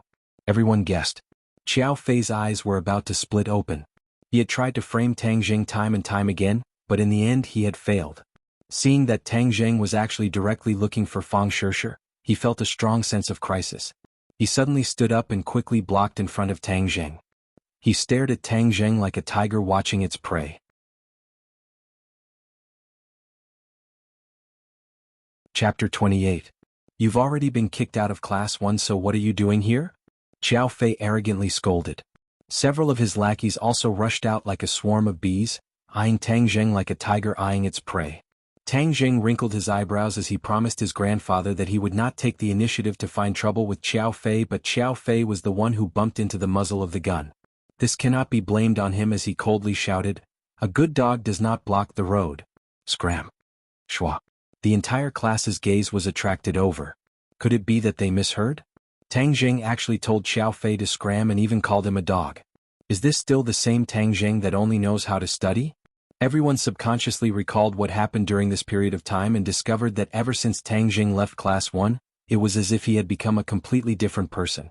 Xiao Fei's face flushed red as he angrily said, "What did you say? Didn't you hear? A good dog does not block the road. You're the dog. No, you're the rapist. A rapist coming to our class is an insult to us." Xiao Fei ridiculed. Nonsense. Tang Jing's eyes trembled as he looked at Xiao Fei in a dignified manner. Xiao Fei felt a wave of pressure hit him in the face, causing him to be unable to breathe. He gathered his courage and said, "What, did I hit your sore spot? Do you want to hit me again?" Tang Jing really wanted to beat him up, but if he did it in front of so many people, then he would definitely be expelled. He could not let this happen, so he lowered his voice and said, "Xiao Fei, if you don't want others to know, then don't do it in the first place. The things that you did to me, I will remember each and every one of them in my heart. In the future, I will pay you back in double. Just you wait." Finished speaking, he did not make a move. Instead, he released his aura and an invisible force made Xiao Fei and his lackeys move out of the way. He walked in front of Fang Shishir and said, "Let's have lunch together today. Is that okay?" Fang Shishir stared at him in a daze. Just a moment ago, Tang Jing's overbearing aura made her heart beat faster. Now that she heard him ask her to lunch in front of so many people, her face instantly turned red. In the past, many people had asked her out, but she had always politely rejected them. But this time she couldn't bring herself to say no. "I'll wait for you in the cafeteria at noon." Tang Jing didn't give her a chance to refuse. Boom. Suddenly the classroom was in an uproar. Everyone was whispering to each other, secretly sizing up Fang Shishir. Xiao Fei panicked and hurriedly said, "Fang Shishir, you can't promise him. He is a rapist. He has ulterior motives." Before he could finish, Fang Shishir glared at him and said, "Xiao Fei, how can you say that about Tang Jing? He's not the kind of person you say he is. Didn't the police prove it?" Xiao Fei was speechless. After holding back for a while, he faintly said, "In any case, he's not a good person. If you go, you'll be like a lamb entering a tiger's den. I don't need you to meddle in my affairs." Fang Shishir said angrily. She continued to immerse herself in her studies and ignored the other party. At noon, Tang Jing stopped in front of the cafeteria. Yi Dingdang looked at him in astonishment and asked, "Why aren't you walking?" "You go eat first. I have something to do," Tang Jing said. Yi Dingdang didn't think much of it and directly walked into the cafeteria. Ever since Tang Jing saved her, the two of them basically ate lunch together. This time, although Yi Dingdang was surprised, she didn't think much of it. "Sorry for making you wait." Fang Shishir hurriedly walked over and said apologetically, "No problem. I also just arrived." Tang Jing smiled. He felt a rush of excitement. The two of them walked in together. Fang Shishir lowered her head. Tang Jing directly brought her to the second floor. The restaurant on the second floor was like a restaurant. One could order freely and not eat in a big pot. The two of them sat down and a waiter came over. Whatever you want to eat, just order. Tang Jing directly handed the menu to Fang Shishir. It was his first time going up to the second floor. Anything is fine. Just order. How can that be? This is my first time treating you to a meal. I can't be careless. Tang Jing insisted that she order. Fang Shishir couldn't argue with him and ordered the cheapest side dish. Tang Jing knew that she was worried about his money, so he ordered a side dish and a soup. Fang Shishir hurriedly waved her hand and said, "We don't need that much. We can't finish it." "Haha, you can't leave if you don't finish it," Tang Jing joked. Fang Shishir coquettishly looked at him and said, "It's not good to be wasteful. Moreover, you're spending money." "It's my money that you're spending. You don't have to feel bad." Fang Shishir said in her heart, "It's because it's your money that I feel bad. Your money is the most difficult to come by." But she didn't say anything because she was worried about Tang Jing's self-esteem. The two of them were silent. The atmosphere was a bit awkward. Fortunately, the food was quickly served. Tang Jing hurriedly asked her to eat. "Why did you ask me out to eat?" Fang Shishir asked. Tang Jing was startled and said, "We've been classmates for so many years. Can't I ask you out to eat?" Fang Shishir smiled and nodded. "Of course you can." Xiao Fei sat in the distance and looked at the two of them with red eyes.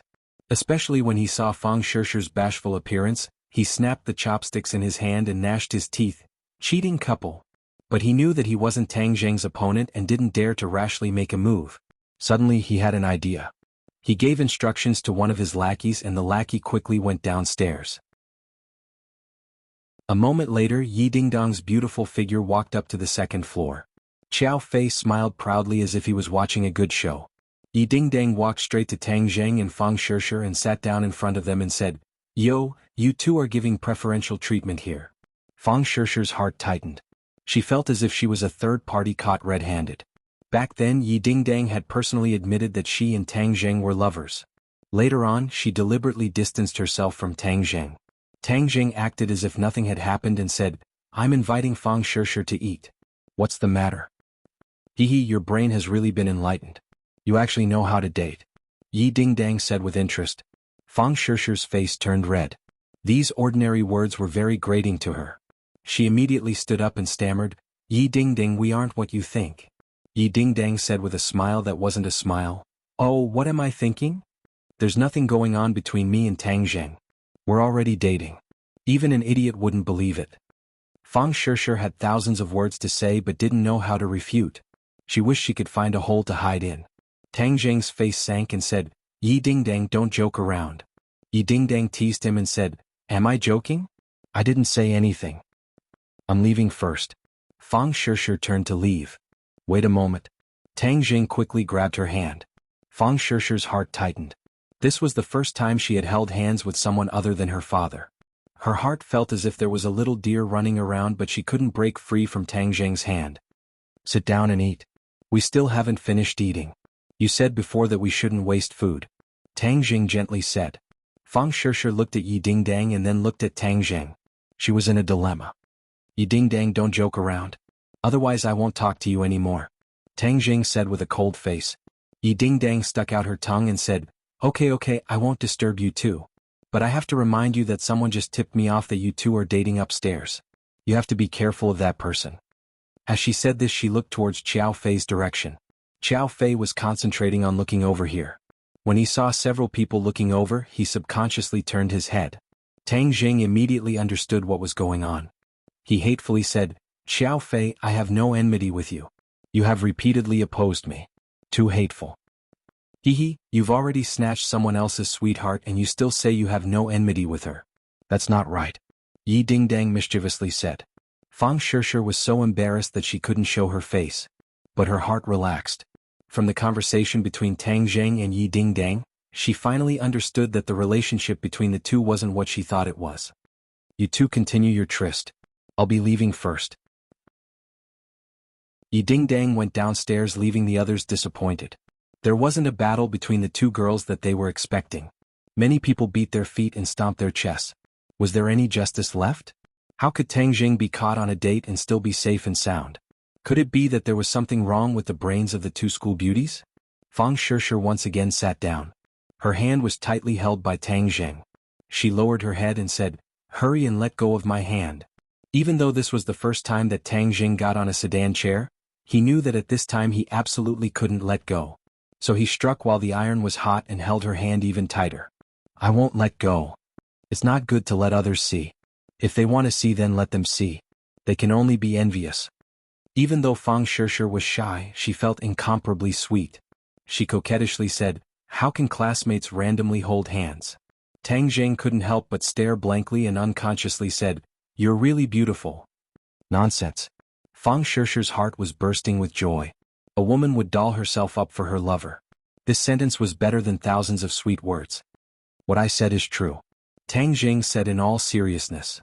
"Humph, I didn't realize before that you could be so glib," Fang Shishir said in a coquettish tone. "Boy, this girl is definitely interested in you. Strike while the iron is hot and take her down," Tian Shanzi urged. Tang Jing's heart was hot and he asked, "Fang Shishir, be my girlfriend, okay?" Fang Shishir's heart was like a deer. She raised her head and looked at him blankly. She didn't expect him to be so bold and direct. For a moment she didn't know how to answer. After a long while she stammered, "Our priority right now is to study. Being my girlfriend won't affect your studies," Tang Jing said stubbornly. Fang Shishir felt incomparably sweet, but also incomparably tangled. In her mind she should study hard in high school. Falling in love is a matter for university. But Tang Jing's words aroused her feelings. She was also a young girl in the prime of her youth. How could she not yearn for love? Moreover, after getting along with Tang Jing for more than 2 years, no matter how hard she tried, she couldn't surpass Tang Jing. Subconsciously she already had a sense of worship for him. After a long time, this worship gradually bred feelings, but it was always suppressed. This time, Tang Jing's confession made this feeling erupt like a flash flood. There was a voice in her heart shouting, "Say yes, say yes." Chapter 29. Tang Jing and Fang Shishir walked hand in hand on campus, undoubtedly becoming the most beautiful scene on campus. The other couples could not be compared to them at all. Many people widened their eyes and looked at this scene in disbelief. This was not an illusion. The last place student was really holding the school beauty Fang Shishir's hand, and the two of them looked so sweet that it could not be faked, making others envious. But wasn't Tang Jing and Yi Dingdang a couple? How could he be with Fang Shishir? Many people felt that their brains were not enough to process this. They looked at Tang Jing with eyes that were red with envy, wishing that they could replace him. Fang Shishir looked at those burning gazes and said sweetly, "Look, the others can't wait to kill you. Humph, they are jealous of me. Let them be jealous," Tang Jing said proudly. Fang Shishir said playfully, "Have you been planning this for a long time?" "Of course, but you are a high and mighty swan. I did not think that I would succeed." "Nonsense, how am I a swan? I'm just an ordinary ugly duckling." Fang Shishir winked playfully, "Tang Jing, although I promised you, you can't affect your studies.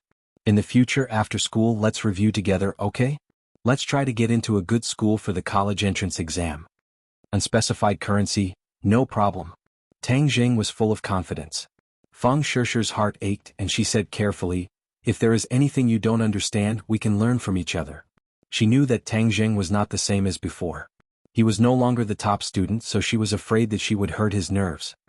"Okay, in the future, I will ask you if there is anything I don't understand."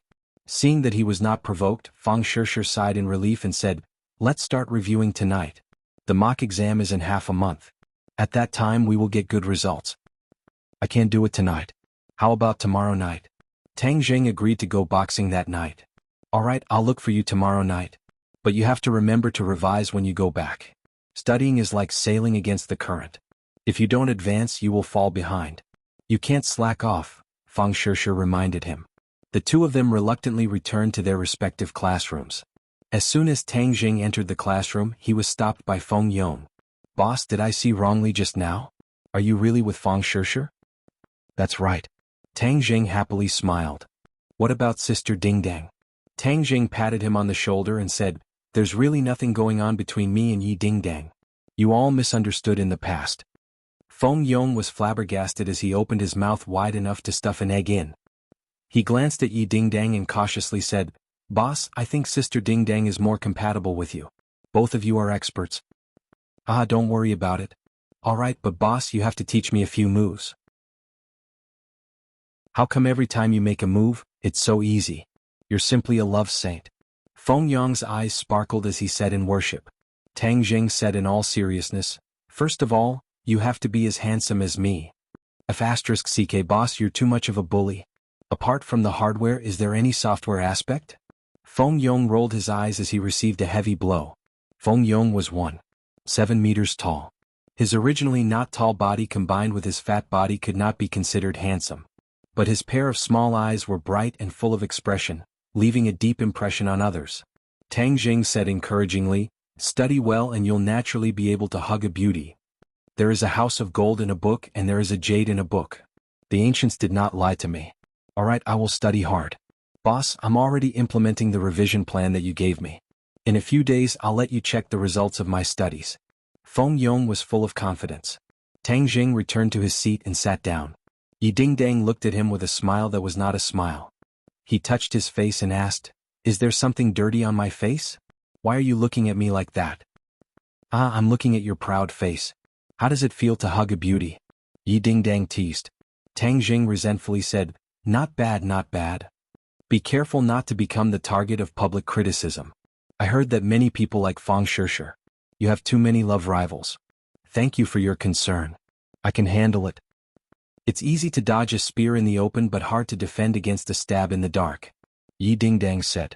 Tang Jing's heart moved. He could not help but think of the matter of being framed by the police. Although that matter was closed, he did not forget that the mastermind was still at large. He wrinkled his eyebrows and made up his mind to find time to get to the bottom of the matter. Night fell. In the abandoned factory in the suburbs, the music was still deafening. When Tang Jing and Lin Hu appeared together, the audience burst into a wave of cheers. Everyone looked at Tang Jing with blazing eyes. Clearly, the strength that he displayed yesterday made everyone have a new understanding of him. Little handsome brother, do your best. Today I'm betting on you. You must win. Right, fiercely beat your opponent and continue to win. Tang Jing turned a deaf ear and walked straight to the front of the rostrum. Huang Xiang and Boss Fan were already waiting there. Boss Fan's face was very ugly. Yesterday he ordered to investigate Tang Jing's background but it was to no avail. There was no such person in the underworld. It was as if he appeared out of thin air. Boss Fan, how come you still have the nerve to come today? Lin Hu jokingly asked. Boss Fan coldly snorted and said, Lin Hu, don't be so proud. Today it is young Master Huang's fighter. This little brat is definitely finished. Huang Xiang meaningfully smiled and said, this little brother is unfathomable. I don't dare make any guarantees. However, exchanging pointers and letting us broaden our horizons is also good. Lin Hu probingly asked, I don't know who young Master Huang is sending up today? Xianhuan Lin Hu sucked in a breath of cold air and cried out in alarm. Xianhuan is a 4th-grade refining body expert. Since little brother can easily defeat a 2nd-grade refining body martial artist, if I were to send another 2nd-grade refining body martial artist, wouldn't I just be asking for humiliation? Huang Xiang laughed as his eyes stared at Tang Jing. The others also stared fixedly at him, waiting for his answer. Tang Jing acted as if nothing had happened and nodded his head. Okay. Good, you have spirit. Huang Xiang praised. Boss Fan unhappily said, little brat, you overestimate yourself. Be careful that you don't even know how you died. Tang Jing turned a deaf ear. Lin Hu quietly asked, little brother, are you confident? I'll know after I try. Tang Jing said without batting an eyelid. Lin Hu advised, this Xianhuan has fought many times and his moves are ruthless. His opponents often die or are heavily injured so you cannot be careless. Tang Jing nodded his head. This time it seemed like he would face a thorny opponent, but the stronger the opponent, the more excited he would be. Only a strong opponent could stimulate him to gain more insights. Tang Jing walked onto the stage and the cheers were like thunder. Dong dong dong. A series of muffled footsteps sounded, and a man with a black face like an iron tower walked onto the ring. The cheers came to an abrupt end, and many people couldn't help but stop breathing. A moment later, cries of surprise sounded like thunder. Xianhuan, it's actually Xianhuan, F***K, this little handsome brother is doomed. This Xianhuan is too strong, there have already been many experts that have fallen under his hands. Quick, place your bets on Xianhuan. This round he will definitely win without a doubt. Heng, I'll bet on the little handsome brother. Didn't you see how calm he is? This is the demeanor of an expert. Maybe this time Xianhuan will fail miserably. Different people in the audience had different opinions and they all placed their bets on the fighters they favored. Tang Jing calmly looked at his opponent. Xianxia, his entire person was like an army knife, showing off his ability. Xianxia also sized up Tang Jing but was unable to see through him. He heavily stepped on the stage and stared at Tang Jing like a tiger eyeing its prey and said, "Your strength is not bad, but compared to me, you will lose without a doubt." "That's not for certain," Tang Jing said without a change in his expression. "In a moment you will definitely regret saying these words," Xianxia said with a murderous look. The referee announced the start of the match. At that moment, the atmosphere on the stage became tense. Both sides stared at each other, only to hear Xianxia's angry roar. With the tip of his foot, he charged forward like a military knife, his biting cold murderous intent surging forth. Tang Jing's eyes narrowed as he flipped his palms and the heaven-gathering hand attacked from all directions. This time Tang Jing did not choose to dodge but met force with force. He wanted to test how long he could last. Cultivation is to force the body to display its potential, and when a person is forced to the limit, they will be able to display their potential. Tang Jing used his opponent to put himself in a dangerous situation and thus forced himself to display his potential. Both sides flashed like lightning as if swords and knives clashed. Peng, the air exploded and invisible waves of qi rose up. In the blink of an eye, the two had exchanged no less than 10 moves and each move was heavy and powerful. Xianxia's fists contained inner strength. Every time he punched out, in addition to the enormous strength, his fists seemed to be imbued with steel needles, causing Tang Jing to feel pain. Tang Jing, however, did not retreat. His fist contained true qi, and true qi was even more vigorous than inner strength. Even though the two were 2 realms apart, the density of true qi and inner strength was actually on par. Xianxia's pupils shrunk as he said, "You are also a 4th-grade refining body?" Tang Jing did not comment as he extended his arm and grabbed onto Xianxia's arm. Taking advantage of the situation, Xianxia's veins popped out as he twisted his arm like a fried dough twist. Xianxia roared as his inner strength surged and pierced into Tang Jing's palm like steel needles. Tang Jing had no choice but to release his grip. In the next second, Xianxia's fist had already arrived in front of Tang Jing. This attack caused a biting cold wind to blow against Tang Jing's hair. He quickly retreated and ducked to dodge. The fist struck a pillar at the side of the stage. Wood chips flew everywhere as the pillar was directly broken by the fist. One could imagine that if this fist were to land on the body, even the bones would be broken. "Wanna dodge? No way." Xianxia coldly snorted as he quickly attacked. His qi was completely locked onto Tang Jing. Left and right, Tang Jing had nowhere to hide. Tang Jing urged his power, and his true qi quickly circulated. A thunderous sound exploded within his body. Both of his hands moved, and the sky was filled with shadows of his hands, completely defending from all directions. Chapter 30. Boom. With a thunderous strike, both sides simultaneously retreated. 2 long trenches appeared under their feet as the floor cracked and dust flew up. The momentum was vast and terrifying. The audience cried out in alarm as they continuously sucked in a breath of cold air. This series of attacks was too shocking, dazzling the eyes and too much for the eyes to take in. Tang Jing's entire body was in pain. The opponent's inner strength had affected his body and this feeling was not pleasant at all. His bones felt as if they were about to fall apart. Luckily, he was able to circulate his qi and reduce the majority of the force, otherwise his internal organs would have been shattered by this attack. I overestimated myself. After all, there is a difference of 2 realms between him and Yi Dingdang. Even though he and Yi Dingdang are both at the 4th-grade refining body, he is far more ferocious than Yi Dingdang. Moreover, he has plenty of battle experience.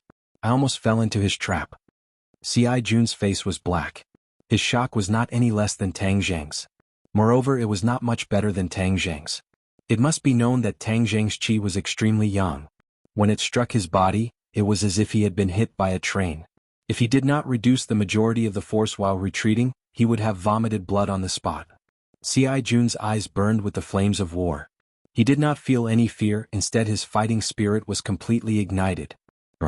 With a long roar, Peng, the floor was crushed under his feet. In a flash, he appeared in front of Tang Jing. Like an army knife, cold light shot out in all directions.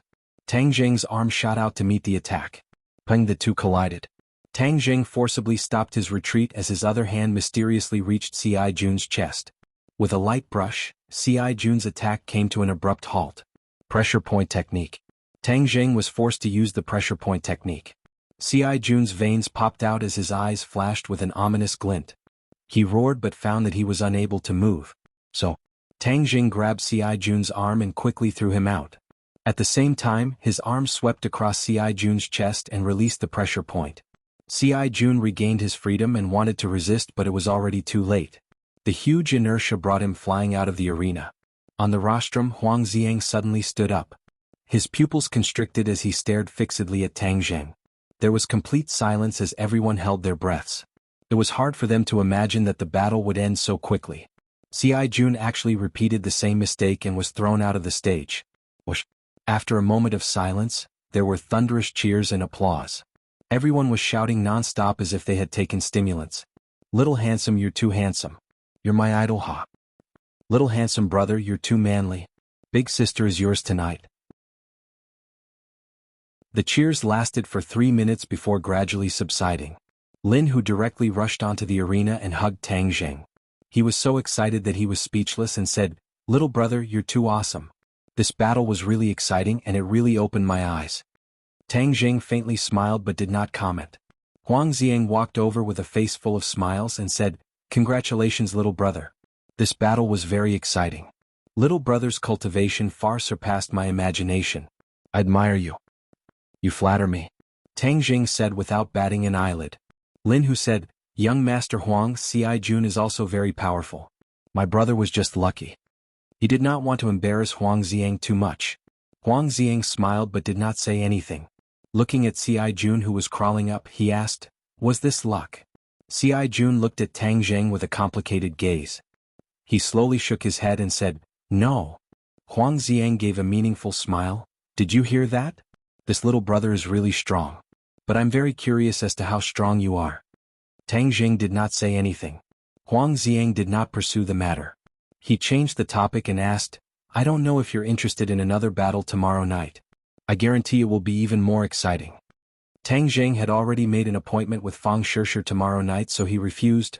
"I don't have time tomorrow. Let's talk about it later."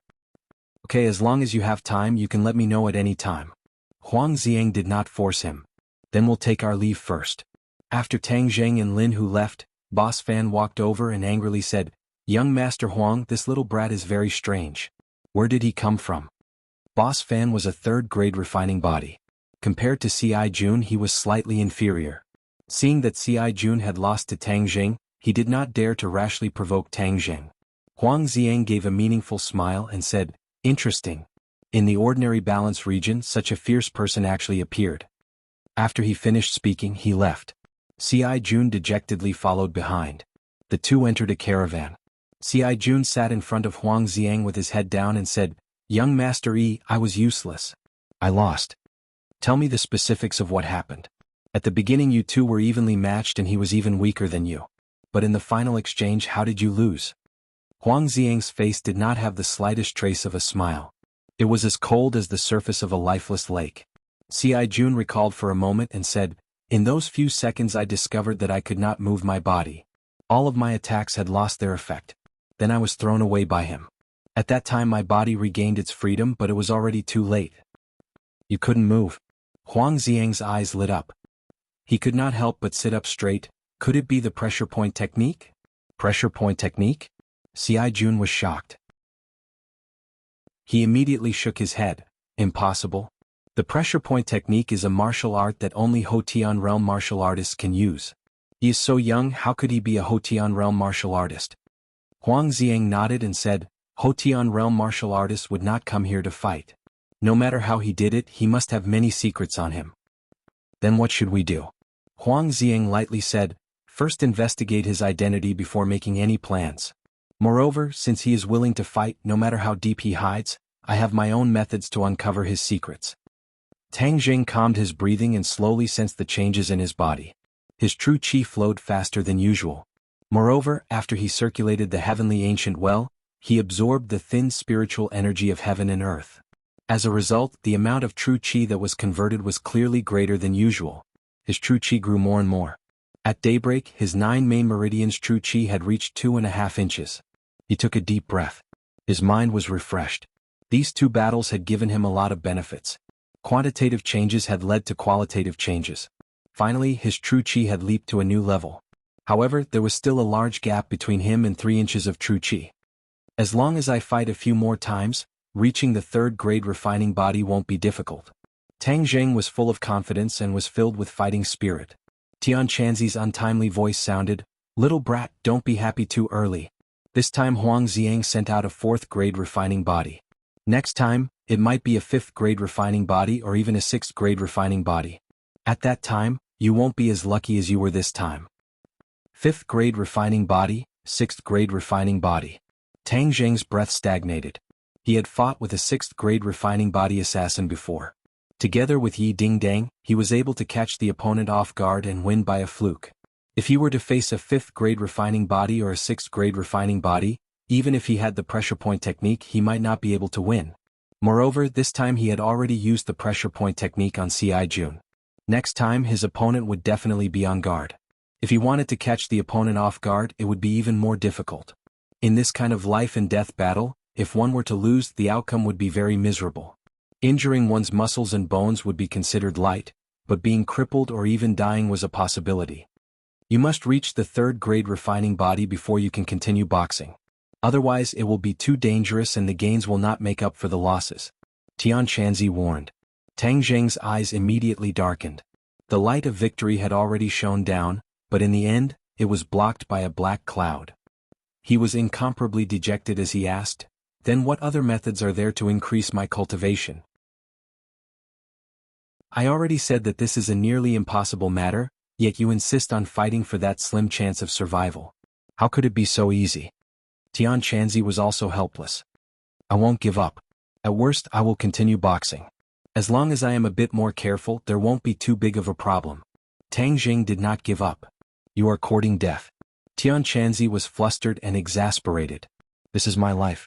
Whether I am courting death or not, it is none of your business. In order to save grandfather, even if I have to give up this life, so what?" Tang Jing coldly said. "You're pissing me off, really pissing me off. How can you be so stubborn, just like a stubborn donkey?" If something really happened to Tang Jing, then Tian Chanzi would also vanish like smoke into thin air. There would be no hope for him to return to the sun. He unwillingly sighed and said, "Little brat, right now your only chance lies with that little girl Fang Shishir. As long as you combine with her and absorb a large amount of her purine energy, you will still have a sliver of hope of breaking through." Tang Jing coldly snorted, declining to comment. This made Tian Chanzi so angry that he began to shout loudly, cursing him for being stubborn, even more stubborn than this old thing. Tang Jing arrived at the school. From afar he saw Fang Shishir standing at the school gate. She was like a fresh daffodil, slender and elegant, bathing in the morning light, attracting everyone's attention. She also saw Tang Jing. Her small face immediately bloomed with the most beautiful smile, just like a flower blooming in an instant, tender and beautiful. Tang Jing swayed, feeling incomparably sweet, and quickly walked over. "Classmate Tang Jing, what are you looking at?" Fang Shishir blinked her big bright eyes, playfully asked. "Of course I am looking at my most beautiful girlfriend." "Humph, sweet words, sugar-coated bullets." Fang Shishir pouted, looking extremely cute. "I'm speaking from the bottom of my heart." "Who knows if you are speaking from the bottom of your heart? Tell me, did you study hard last night?" Fang Shishir gradually adapted to the role of a girlfriend, but she did not lose her role as a top student. Tang Jing held her hand, holding it in his palm. She symbolically struggled a bit and then let him do whatever he wanted and said, "Of course I studied. Your orders, I will definitely carry them out. And that's more like it. Tonight I will supervise you. When the time comes, I will give you a surprise." Fang Shishir mysteriously said. "Surprise? What surprise?" "I will not tell you.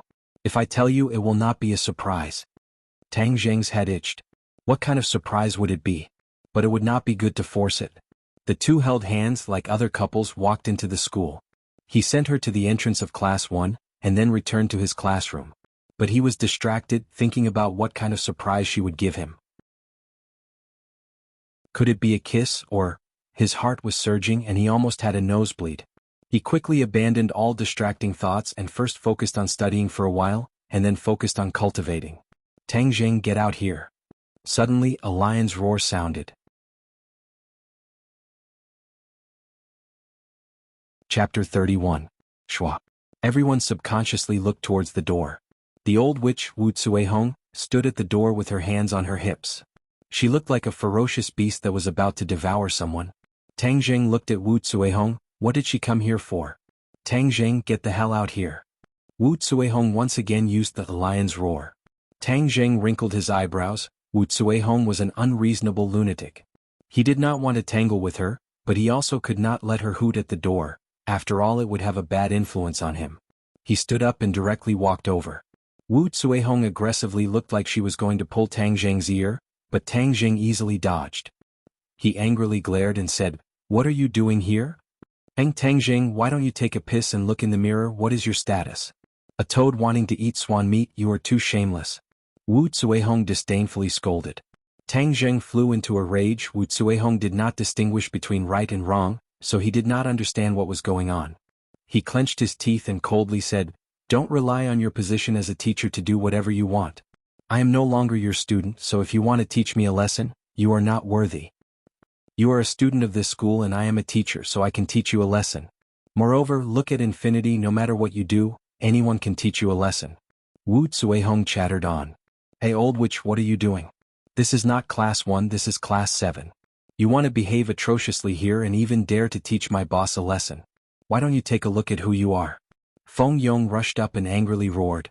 Wu Zuehong was the absolute authority in class 1, no one ever dared to contradict her. Who would have thought that other than Tang Jing, there was another little fatty who dared to contradict her? It really was overturning the heavens. "Who are you, daring to disrespect your teacher? Be careful that I don't expel you," Wu Zuehong angrily said. Feng Yong used to be timid and afraid of trouble, but ever since he followed Tang Jing, his young courage was completely aroused. He stared at her without fear and said, "Who do you think you are? Fire me you can try. The amount of money my father donates to the school every year is enough to crush you to death." Wu Zuehong's heart trembled, and her imposing manner involuntarily weakened. There were too many rich people in this school, and this little fatty must also be a child of a rich family. She couldn't defend him, so she coldly humphed and pretended not to hear. She turned the gun to Tang Jing and said, "Tang Jing, come with me." "Why should I go with you?" Tang Jing used to be afraid of her, but now he was not. "Alright, your wings have hardened. I want to see just how hard your wings are." As she spoke, she tried to grab Tang Jing's arm. However, Tang Jing's strength suddenly burst forth and bounced her hand away. She cried out in pain. "What are you shouting for?" Yi Ding Dang walked over and boldly stood in front of her. She condescendingly looked down at the crazy Wu Zuehong and said, "This is class 7. If you want to take away a student from our class, why don't you ask if everyone agrees?" "Right, what right do you have to take away Tang Jing? You're not a teacher of our class. Who do you think you are? You dare to point fingers at people from our class." Yi Ding Dang had an extremely high prestige in class 7. Once she spoke, the others all agreed. Class 7 was called the Hell class, and there was naturally a reason for it. Aside from their poor grades, the students also had their own personalities. Other than the teacher in charge, Lu Qingmei, they were never afraid of other teachers. Wu Zuehong wanted to show off her teacher's prestige in front of them, but she came to the wrong place. Wu Zuehong's face flushed red. No one had ever dared to treat her with such an attitude. She flew into a rage and endlessly shouted, "Overturn the heavens, overturn the heavens! Teacher Wu, what are you doing here?" Lu Qingmei walked over. Her face was covered in frost as she frowned and asked. Wu Zuehong's eyes lit up. She immediately found her target and turned to Lu Qingmei and said, "Teacher Lu, you came at the right time. What kind of people are in your class? They don't have any respect for their teachers." Lu Qingmei directly interrupted her words. Lu Qingmei knew the other party's temper. Her words could not be completely trusted, so she went straight to the point and said, "I know what kind of students are in my class. I don't need others to point fingers at me. Teacher Wu, you're making a ruckus here. Do you still have the demeanor of a teacher? You don't have the qualifications to lecture me." Wu Zuehong couldn't do anything to her students, but she did not fear Lu Qingmei. "Teacher Lu, Tang Jing is your student, right?" "Of course he is." "Then that's good. Why don't you ask him what he has done?"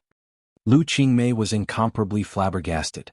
She knew that Tang Jing had been going to the hospital to take care of his grandfather these past few days after school.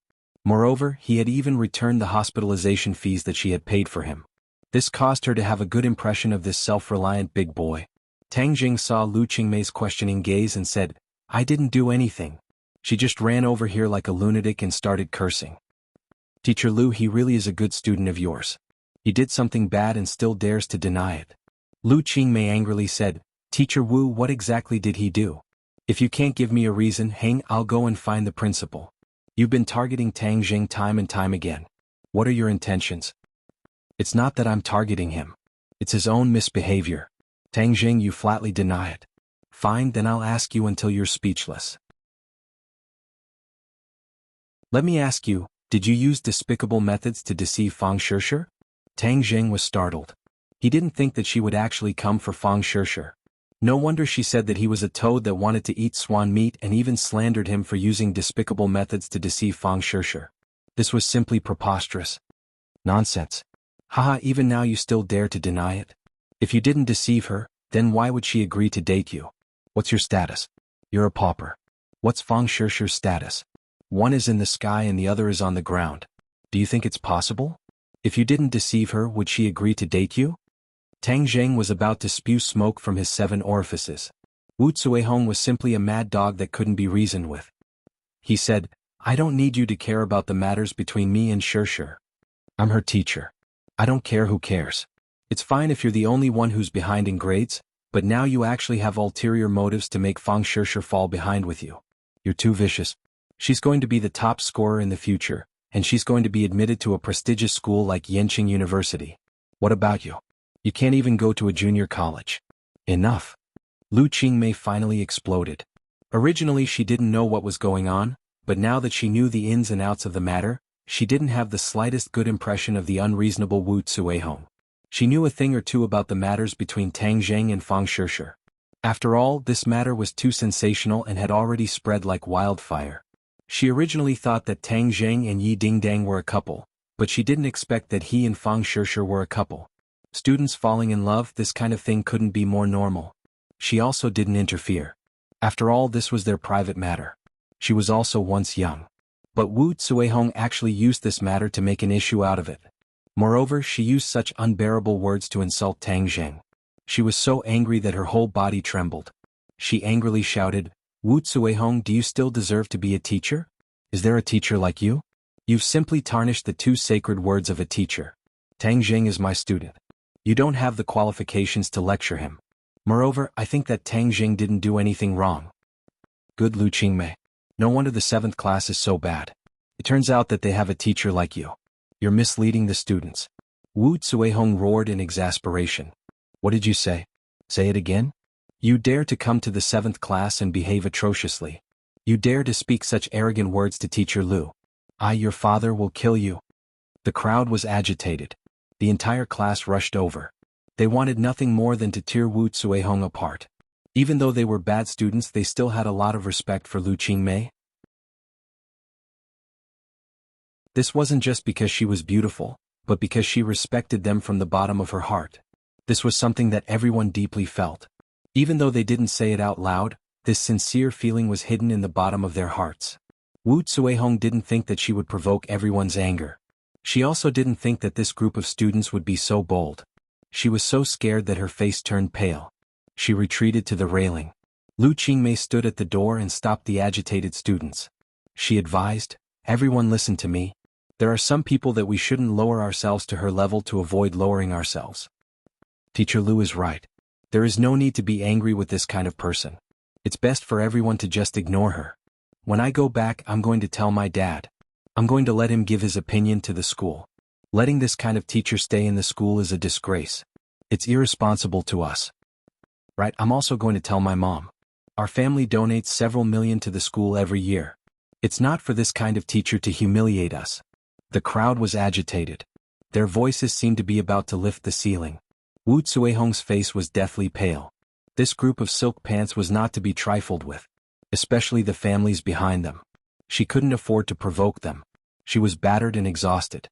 She wanted to leave this place, but Tang Zheng's figure moved and blocked her path. What do you want to do? Let me tell you. Hitting people is illegal. Wu Zuihong's face alternated between red and white. She threatened him. Tang Zheng looked at her with contempt and said, Don't think that everyone is crazy like you. I just want to tell you that me and Shishir's matters are up to us. And you are not worthy. If you dare to do anything excessive to Shishir, I will definitely not let you go. I will do what I say. You. Wu Zuehong was scared out of her wits. She deeply felt that Tang Zheng was no longer the same as before. That sharp gaze and terrifying aura made her tremble in fear. Pa pa pa. Intense applause rang out. Everyone continuously cheered. Well said. You are not worthy to make decisions. Quickly scram. Wu Zuehong ran away like a stray dog, and the applause did not stop for a long time. Everyone looked at Tang Zheng with fervent eyes. His aura was too handsome, and many girls had stars in their eyes as they said in amazement, "Wow, this is a real man. Too handsome. If I had a boyfriend like this, it would be worth it to die." Yi Dingdang looked at Tang Zheng with a burning gaze, her eyes full of splendor.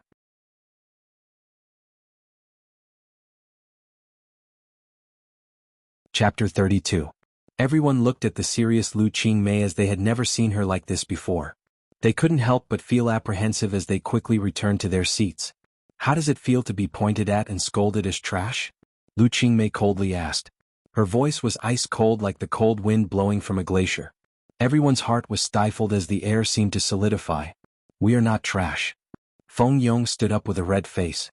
Yes, our grades are bad, but we are not trash. We also have dignity. Another person stood up. Immediately, the crowd was stirred up as people continuously stood up. This is not something you can say. Their mouths are on their bodies. They only look at grades. Your grades are at the bottom. How can you not let others talk about it? Lu Qingmei jokingly said. So what if their grades are good? Our grades are bad because we don't want to study. It's not because we are stupid. Feng Yong loudly said as the others loudly echoed. Yes, we are not idiots. If you are not idiots, then how can you prove it? If you can't even study, what qualifications do you have to say you are not idiots? Lu Qingmei's words were like steel needles piercing into the hearts of these young boys and girls, mercilessly piercing holes in their hearts. Plus or minus, isn't it just studying? You say it as if we don't know how to do it. We will definitely study hard and let those who look down on us be speechless. We will let them know that their words are dog shit. Yes, dog shit. Let them know how powerful we are. The classroom seemed to explode as each and every one of them were filled with righteous indignation as if they were brave warriors ready to die. After being goaded by such a simple method, you still say you are not idiots. Yi Dingdang coldly watched from the side as she muttered in a low voice. Tang Jing looked at her and said, I feel that Teacher Lu's painstaking actions are for everyone's good. Yi Dingdang coldly snorted and said, there are only 3 months left. What methods does she have to turn the tide and let this group of ignorant and incompetent people improve their grades? Where there's a will, there's a way. If you don't work hard at such a young age, how can you have any ambition in the future? Tang Jing said disapprovingly. You sound like you're in your 70s or 80s. Besides, the worst student in our class is you, Yi Dingdang said mischievously. Tang Jing shrugged and said, you don't have to worry about me. I'm confident that I can get a satisfactory result in the college entrance exam. Yi Dingdang had a suspicious look on her face. She really did not know where his confidence came from. The corners of Lu Qingmei's mouth curled up slightly. Looking at the excited crowd, she heaved a sigh of relief. She had been looking for a way to stimulate everyone's fighting spirit to learn, but it was easier said than done. She didn't expect Wu Zuehong to give her a once-in-a-lifetime opportunity, so after a little trick, everyone fell for her trick. Alright, since everyone is so confident, then I'll wait and see. There are only 10 days left until the monthly test. I hope to see the results of everyone's hard work at that time. Teacher, don't worry. Our grades will definitely improve. What do you all say? Feng Yong shouted with a red face. Right, we will definitely improve. Alright, let's start class. Lu Qingmei opened her textbook and began class. This time it was clearly different from before. In the past, everyone was focused on the class, but not on the class, but on admiring her beauty. But this time they were really focused on the class. Perhaps their foundation was a bit lacking, but as long as they persevered, learning was not that far away. On this day, a strange scene appeared in Pengcheng International School. The originally noisy hell class actually changed. After class there was no noise. Instead, everyone was focused on learning. It made people wonder if they went to the wrong place. Strange, this was just too strange. This phenomenon continued until after school. Seeing the originally cynical students become obedient students, everyone felt that it was unreal. Tang Jing walked out of the classroom and found Fang Shishir standing at the door. Her eyes were red as if she had just cried. His heart ached as he hurriedly asked, Shishir, what's wrong? Fang Shishir raised her head and looked at him pitifully. Suddenly she threw herself into his embrace and sobbed, "Woo woo woo, it's all my fault. I've caused you to be wronged." "What's going on? I wasn't wronged." "Isn't that called being wronged? Teacher Wu came to your class to denounce you. She even scolded you like that. She really went too far." Tang Jing patted her back and said, "For you, that little bit of grievance is nothing. Don't be sad. It's all in the past. Don't mention it again. I really like you, but she said that to you. I never thought that she was that kind of person." Fang Shishir said with grievance. All right. Let's not talk about her anymore. It's so disappointing." Tang Jing held her hand. "Come, give me a smile. You look the best when you smile. When you cry, you look like a big tabby cat." Fang Shishir pouted and smiled through her tears. "You're the big tabby cat. Let's go. Look, there are so many people looking at us. Their eyeballs are about to fall out." Fang Shishir lowered her head in embarrassment and allowed him to pull her out of the school. "Where are we going to study?" Tang Jing asked. Fang Shishir rolled her eyes and said, "Come with me. I'll take you to a place." "Where are we going? So mysterious. Where's the surprise you were talking about?" "It's a secret. You'll know when the time comes." Fang Shishir pulled him onto a bus. The bus headed towards the city center. On the bus, there were many people secretly looking at her. She shyly hid in Tang Jing's embrace and whispered, "Why are they looking at me?" "Because you're the prettiest. Everyone else can't compare to you." "Could it be that no one looked at you when you took the bus before?" This is my first time taking the bus." Tang Jing was speechless. She was a proud daughter of the heavens. She had a car to pick her up whenever she went out.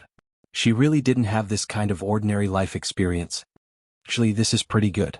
It's much livelier than sitting alone. "We've arrived at the people's hospital," the radio reminded them. "We're here. Get off." Fang Shishir hurriedly pulled him out of the bus and strode towards the hospital. Tang Jing was startled. Grandpa was in the hospital. Why did she bring him here? "Shishir, do you have relatives in the hospital?" Tang Jing asked curiously. Fang Shishir answered without turning her head. "Who is it?" "You'll know when we get there. Let's go buy something first." The two of them arrived at the fruit shop and bought a fruit basket. Fang Shishir carried it and Tang Jing hurriedly said that he would carry it, but she stubbornly refused. She carried the basket into the hospital and went upstairs. Tang Jing was full of suspicion. He didn't know what she was up to. Ding. The elevator door opened. "We're here. Your relatives live on this floor?" Tang Jing was surprised. This was the floor where Grandpa lived. Fang Shishir was like a little spy who would rather die than submit.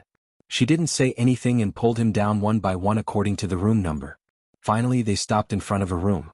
Tang Jing looked at the room number and his eyes widened. Wasn't this Grandpa's ward? Fang Shishir turned to look at him and said with red eyes, "Why didn't you tell me that Grandpa was sick? If I didn't know from Feng Yong, I would still be in the dark." Tang Jing was startled. He stammered, not knowing how to explain.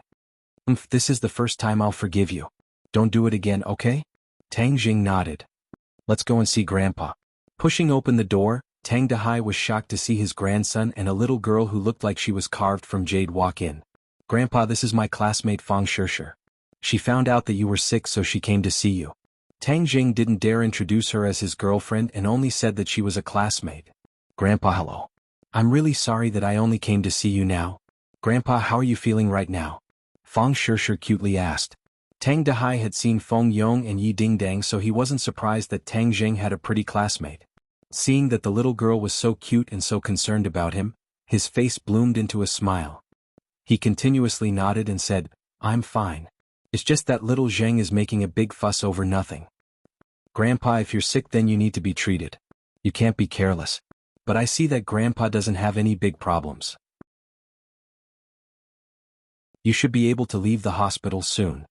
Hee hee, little girl, you really know how to talk. Little Zheng is lucky to have good classmates like you. You're so busy with your studies yet you still came to see me.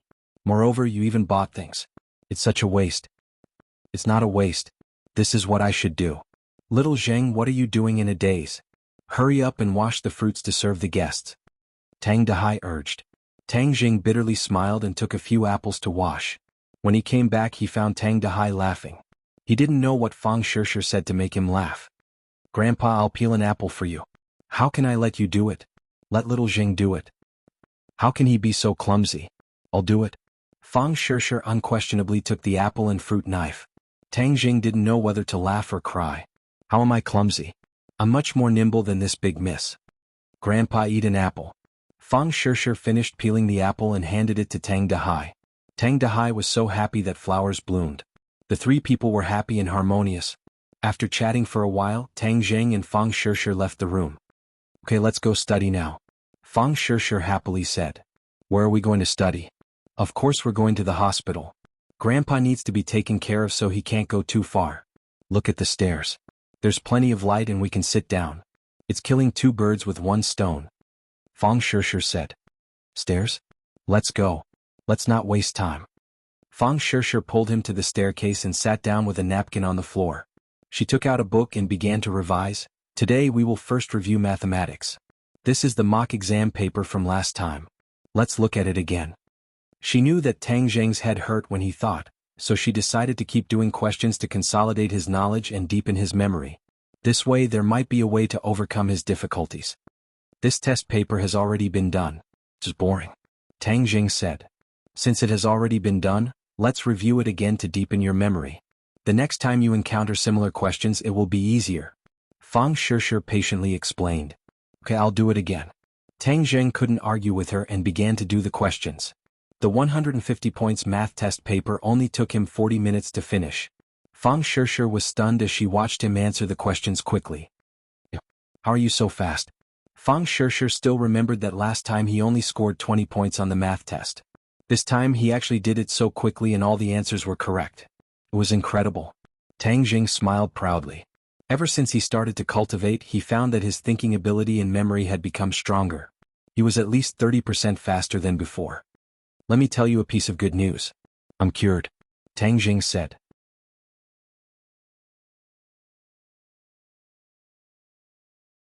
Chapter 33.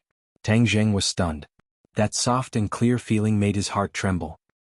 He turned his head to look at her but saw her quickly turn her head away. Her face was red all the way to her neck. This is your surprise? Tang Jing asked. Fang Shishir secretly glanced at him and said, You're not allowed to say it. Since you've already recovered, then I won't help you study. After saying this, she wanted to run away. How could Tang Jing let her do as she wished? He grabbed her hand and pulled her back into his embrace. What are you doing? She nestled in his embrace and timidly asked like a helpless kitten. What do you think I'm doing?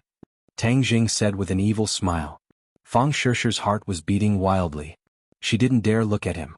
She quickly lowered her head and said, Bad guy, you're not allowed to do bad things. Since you called me a bad guy, then if I don't do bad things wouldn't I be wronged to death? Smooth talker. Fang Shishir was so embarrassed that she couldn't show her face.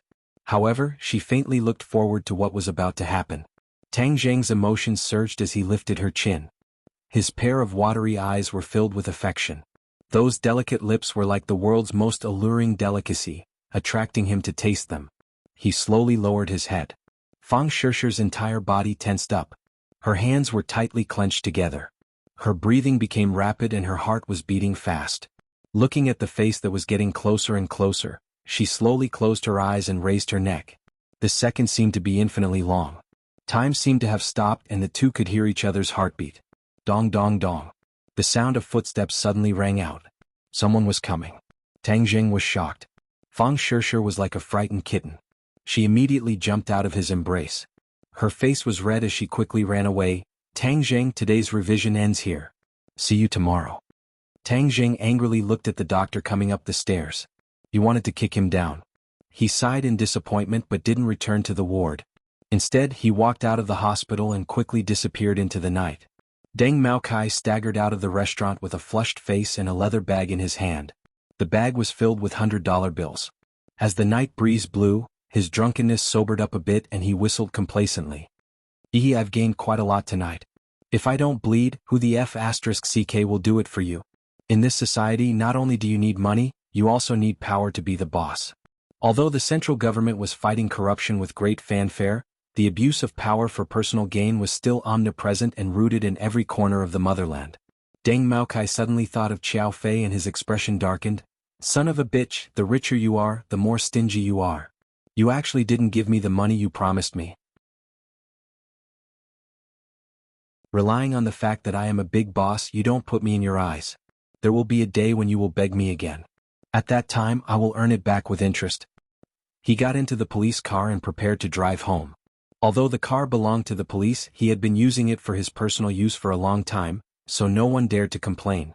But when he thought about how he would have to face the old hag at home, he lost interest. It's been a long time since I went to that little goblin's place. Tonight I will go and vent my anger. The police car went straight to an apartment in the city. He stopped the car and walked up the stairs and into a room. Tang Jing had been following him, but facing the closed door, he was in a dilemma. This time he was able to grasp Deng Maocai's whereabouts because of Lin Hu's help. Tang Jing followed Deng Maocai because he wanted to find the person behind the scenes who framed him. But if he openly questioned him, he would definitely not say anything even if he was beaten to death. So he could only find evidence of Deng Maocai's crime and use it as a threat to force him to commit the crime. This was not Deng Maocai's home. He did not go home in the middle of the night and came here instead. This was a once-in-a-lifetime opportunity and Tang Jing would not let it go. It's just a door. Don't think it can stop me. Tang Jing came to the roof and looked down. Deng Maocai had entered the 15th floor. This building had 25 floors. Tang Jing had to go down 10 floors to enter. Damn it, I can only fight. He grabbed the railing and jumped off the roof. The night wind was blowing and his neck was cold, but he knew that he couldn't be afraid. He carefully climbed to the 25th floor. Fortunately, it was night and no one saw a Spider-Man here. He grabbed the window of the 25th floor and did not dare to make any big movements. He was afraid that the residents inside would find him. He went down from the window one floor after another. There were several times when he was almost discovered by the residents. There was even one time when he almost slipped and almost fell down. In short, he narrowly reached his destination. He gently landed on the windowsill of the 15th floor and looked inside. He saw a big bed being tossed by waves. Two naked bodies were entangled together, putting on a vivid erotic scene. The woman was quite beautiful, but it was difficult to hide her prostitute smell. Deng Maocai was lying on top of her and was trying his best to thrust. Tang Jing quickly took out his camera to take pictures. He bought this camera in advance to take evidence of Deng Maocai's corruption. It came in handy on the first day. After taking enough pictures, Tang Jing did not want to continue to enjoy this erotic scene. Otherwise he would suffocate to death. He pushed open the window and walked in. Deng Maocai heard the sound and thought it was the sound of the wind. He subconsciously looked at the windowsill and saw a person coming in. He was so scared that his little brother went soft. The woman suddenly lost her feeling and complained that he was soft. She turned her head and saw Tang Jing. She was so scared that she screamed. "Ah, who are you?" The woman grabbed the quilt and covered her body. She stared at Tang Jing in horror. Deng Maocai was also sweating. He did not figure out who the other party was. Could it be a thief? Damn it, a little thief actually dared to steal from me. He was really looking for death. "Who are you?" Deng Maocai asked in a majestic voice. Tang Jing walked under the light and jokingly said, "Chief Deng, you don't recognize me? Your memory is too bad." "It's you?" Deng Maocai finally saw Tang Jing clearly. He could not help but cry out in alarm. His heart became nervous. If it was an ordinary thief, he was confident that he could deal with it. But the other party was clearly targeting him. This was not so easy to let go. "What do you want to do?" "Of course I want to continue what I didn't finish that day. Let me ask you, who is the real culprit behind this?" Tang Jing's face sank as he sternly asked. "So you are still entangled with this question?" Deng Maocai suddenly realized. But looking at the unarmed Tang Jing, he was not afraid. The other party was just a student. Deng Maocai swaggered and wrapped himself in a bath towel and jokingly said, "Why should I tell you? This camera contains the good things you just did. I believe some people will be interested." Tang Jing waved the camera and said. When the woman heard this, she turned pale with fright and cried out, "My dear, hurry up and snatch the camera. You must not let it fall into the hands of others." "Shut up, I know." Deng Maocai impatiently roared. Of course, he was very clear about the power of these photos. As long as these photos were leaked out, then he would be done for. This woman was not his wife, but a Lu Feng who was swept away during an anti-prostitution operation. He saw that she was pretty and secretly let her go. However, every once in a while he would come back to play with her for free. The woman was scared to the point of shrinking into the bed. Deng Maocai's face was gloomy as he asked, "You want to use this to threaten me? Is it not enough? If it was someone else, then maybe it would succeed. But you, humph, brat, a student who hasn't even grown hair yet dares to threaten me. See if I don't kill you." Deng Maocai jumped in front of Tang Jing and threw a punch at him. Although all these years his body was hollowed out by wine and women, but after all his foundation was not bad. He was more powerful than the average person. Deng Maokai was confident that dealing with Tang Zheng would be a piece of cake. But he suddenly found that his punch was firmly held by the opponent, making him unable to move. "Let go," he roared. Tang Zheng coldly looked at him and said, "It seems that you are stubborn. Since that is the case, then I will wake you up." Tang Zheng grabbed his neck and pushed half of his body out of the window. The night wind blew, making him want to scream in fear. But Tang Zheng immediately used a towel to block his mouth, making him unable to scream. Deng Maocai's body went soft. He kept twisting and resisting but was indifferent. This was the 15th floor. He was very clear about the consequences of falling down. "If you don't say it, then I will throw you down now. No one will know that I did it. What do you think?" "Woo woo woo." Deng Maocai hurriedly shook his head. He was so scared that his face was ashen. "But your bones are hard and you won't say who is the mastermind. What do you think I can do? At worst, I will go and investigate," Tang Jing said in a relaxed manner. Deng Maocai hurriedly shook his head as if to say no. Seeing that he was scared out of his wits, Tang Jing pulled him back. His legs went soft and he directly knelt on the ground. "Then you tell me, who is he?" Deng Maocai lowered his head. His eyes kept changing as he pondered over why he failed. Wasn't this little brat a student? How could his skills be so good? Moreover, his strength was so great. Grabbing him was like grabbing a little chicken. "If I say, can you return the picture to me?" Deng Maocai asked in fear. "You don't have the qualifications to talk about conditions," Tang Jing coldly said. "Xiao Fei." Deng Maocai hesitated for a moment but still gave up the mastermind. "Xiao Fei, you won't even give me money. You want me to keep your secret? Dream on." So it was him. Tang Jing's eyes flashed with killing intent. "Xiao Fei, there was a road to heaven but you didn't take it. There was no door to hell but you barged in. This time, no matter what, I will not let you go. Can you give me the picture?" Deng Maocai nervously asked.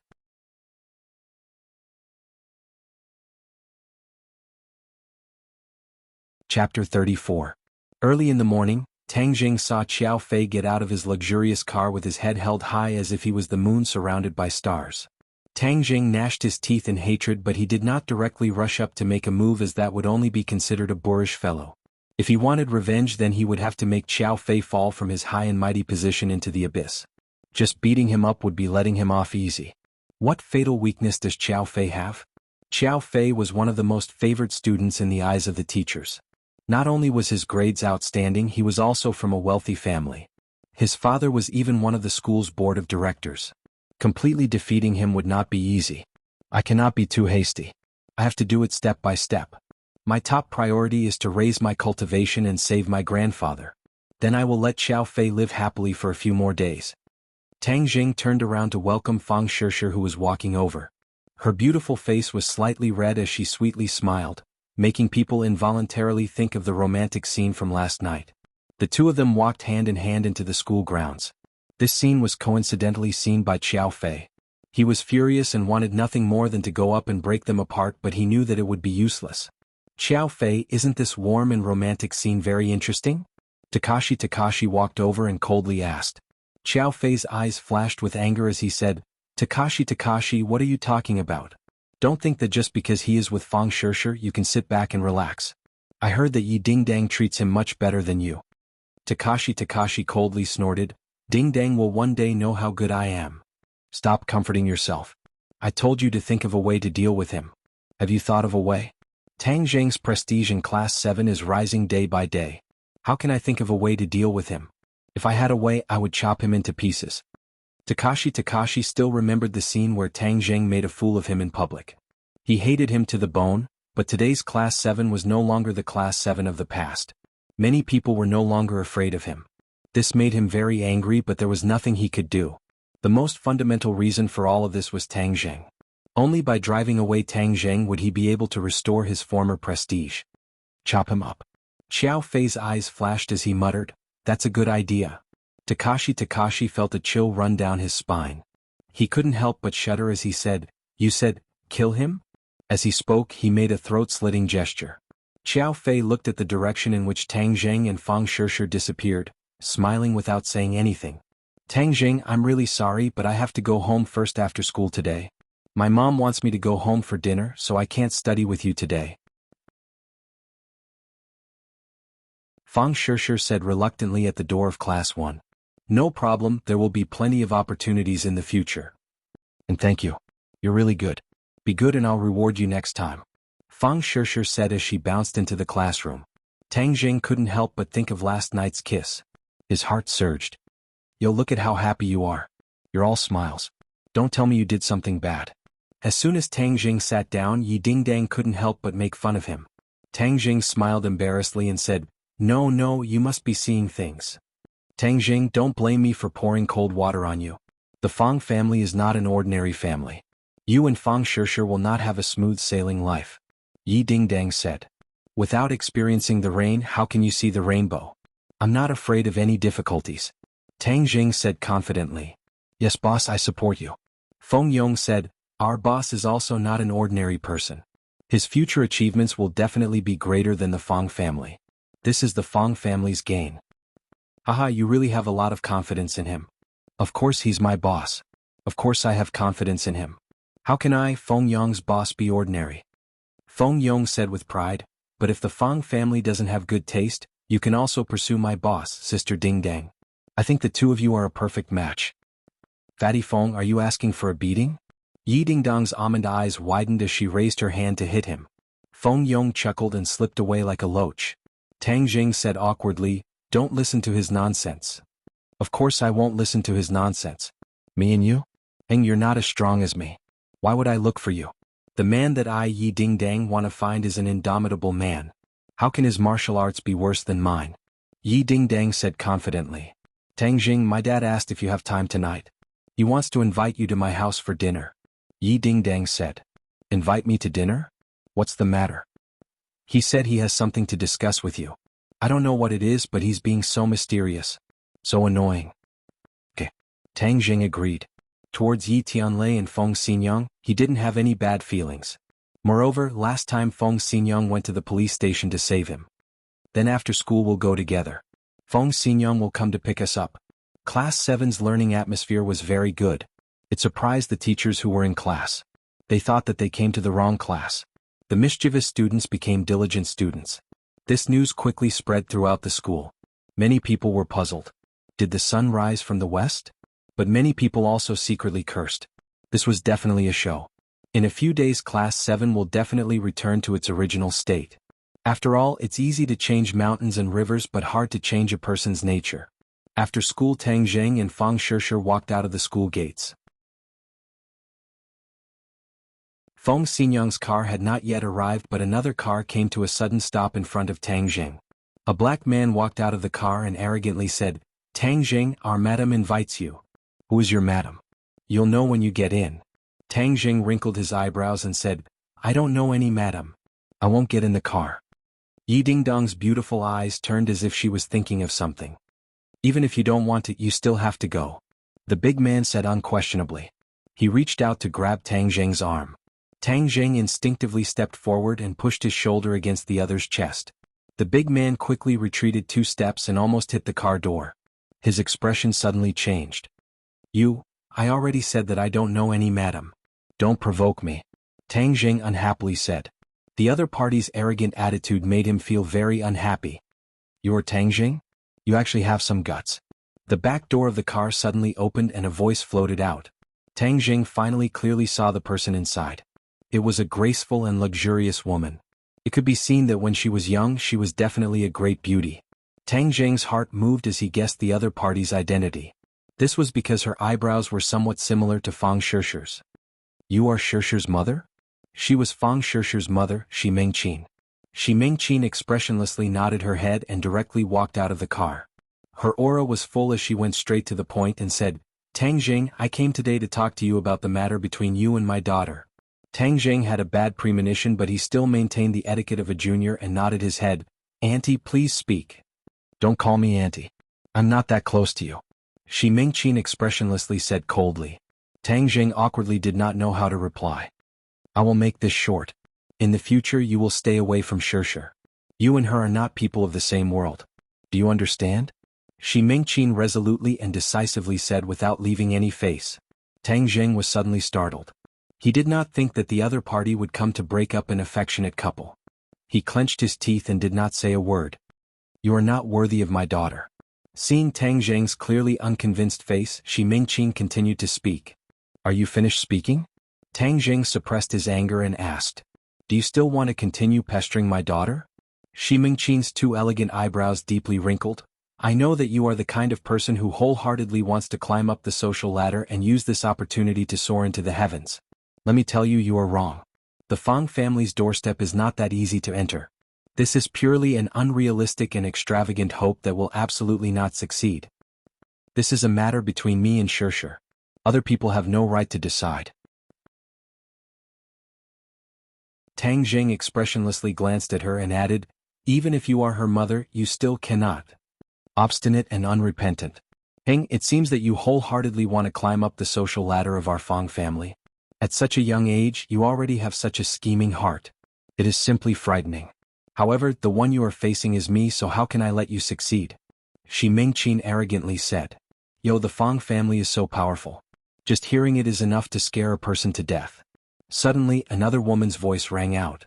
They saw Feng Xinyang leisurely walk over. Just how powerful is the Fang family? Can they turn their hands over and create clouds and rain with a flip of their hands? How come I have never heard of the Fang family having this ability? Who are you? Shi Mingqin's eyes slightly narrowed as she stared at Feng Xinyang. Shi Mingqin, after all, came from a large family and her vision was not ordinary. From Feng Xinyang's words and actions, she could tell that the other party was not an ordinary person. Who I am is not important. What is important is that the Fang family is not as powerful as you say and is also not as unattainable as you say. Feng Xinyang jokingly said. What do you know? Shi Mingqin disdainfully said, how can you see through the Fang family's strength? Feng Xinyang shook her head and said, a true large family does not need to flaunt nor do they need to proclaim themselves. The Fang family's business has been doing well these past few years, but their foundation is still lacking.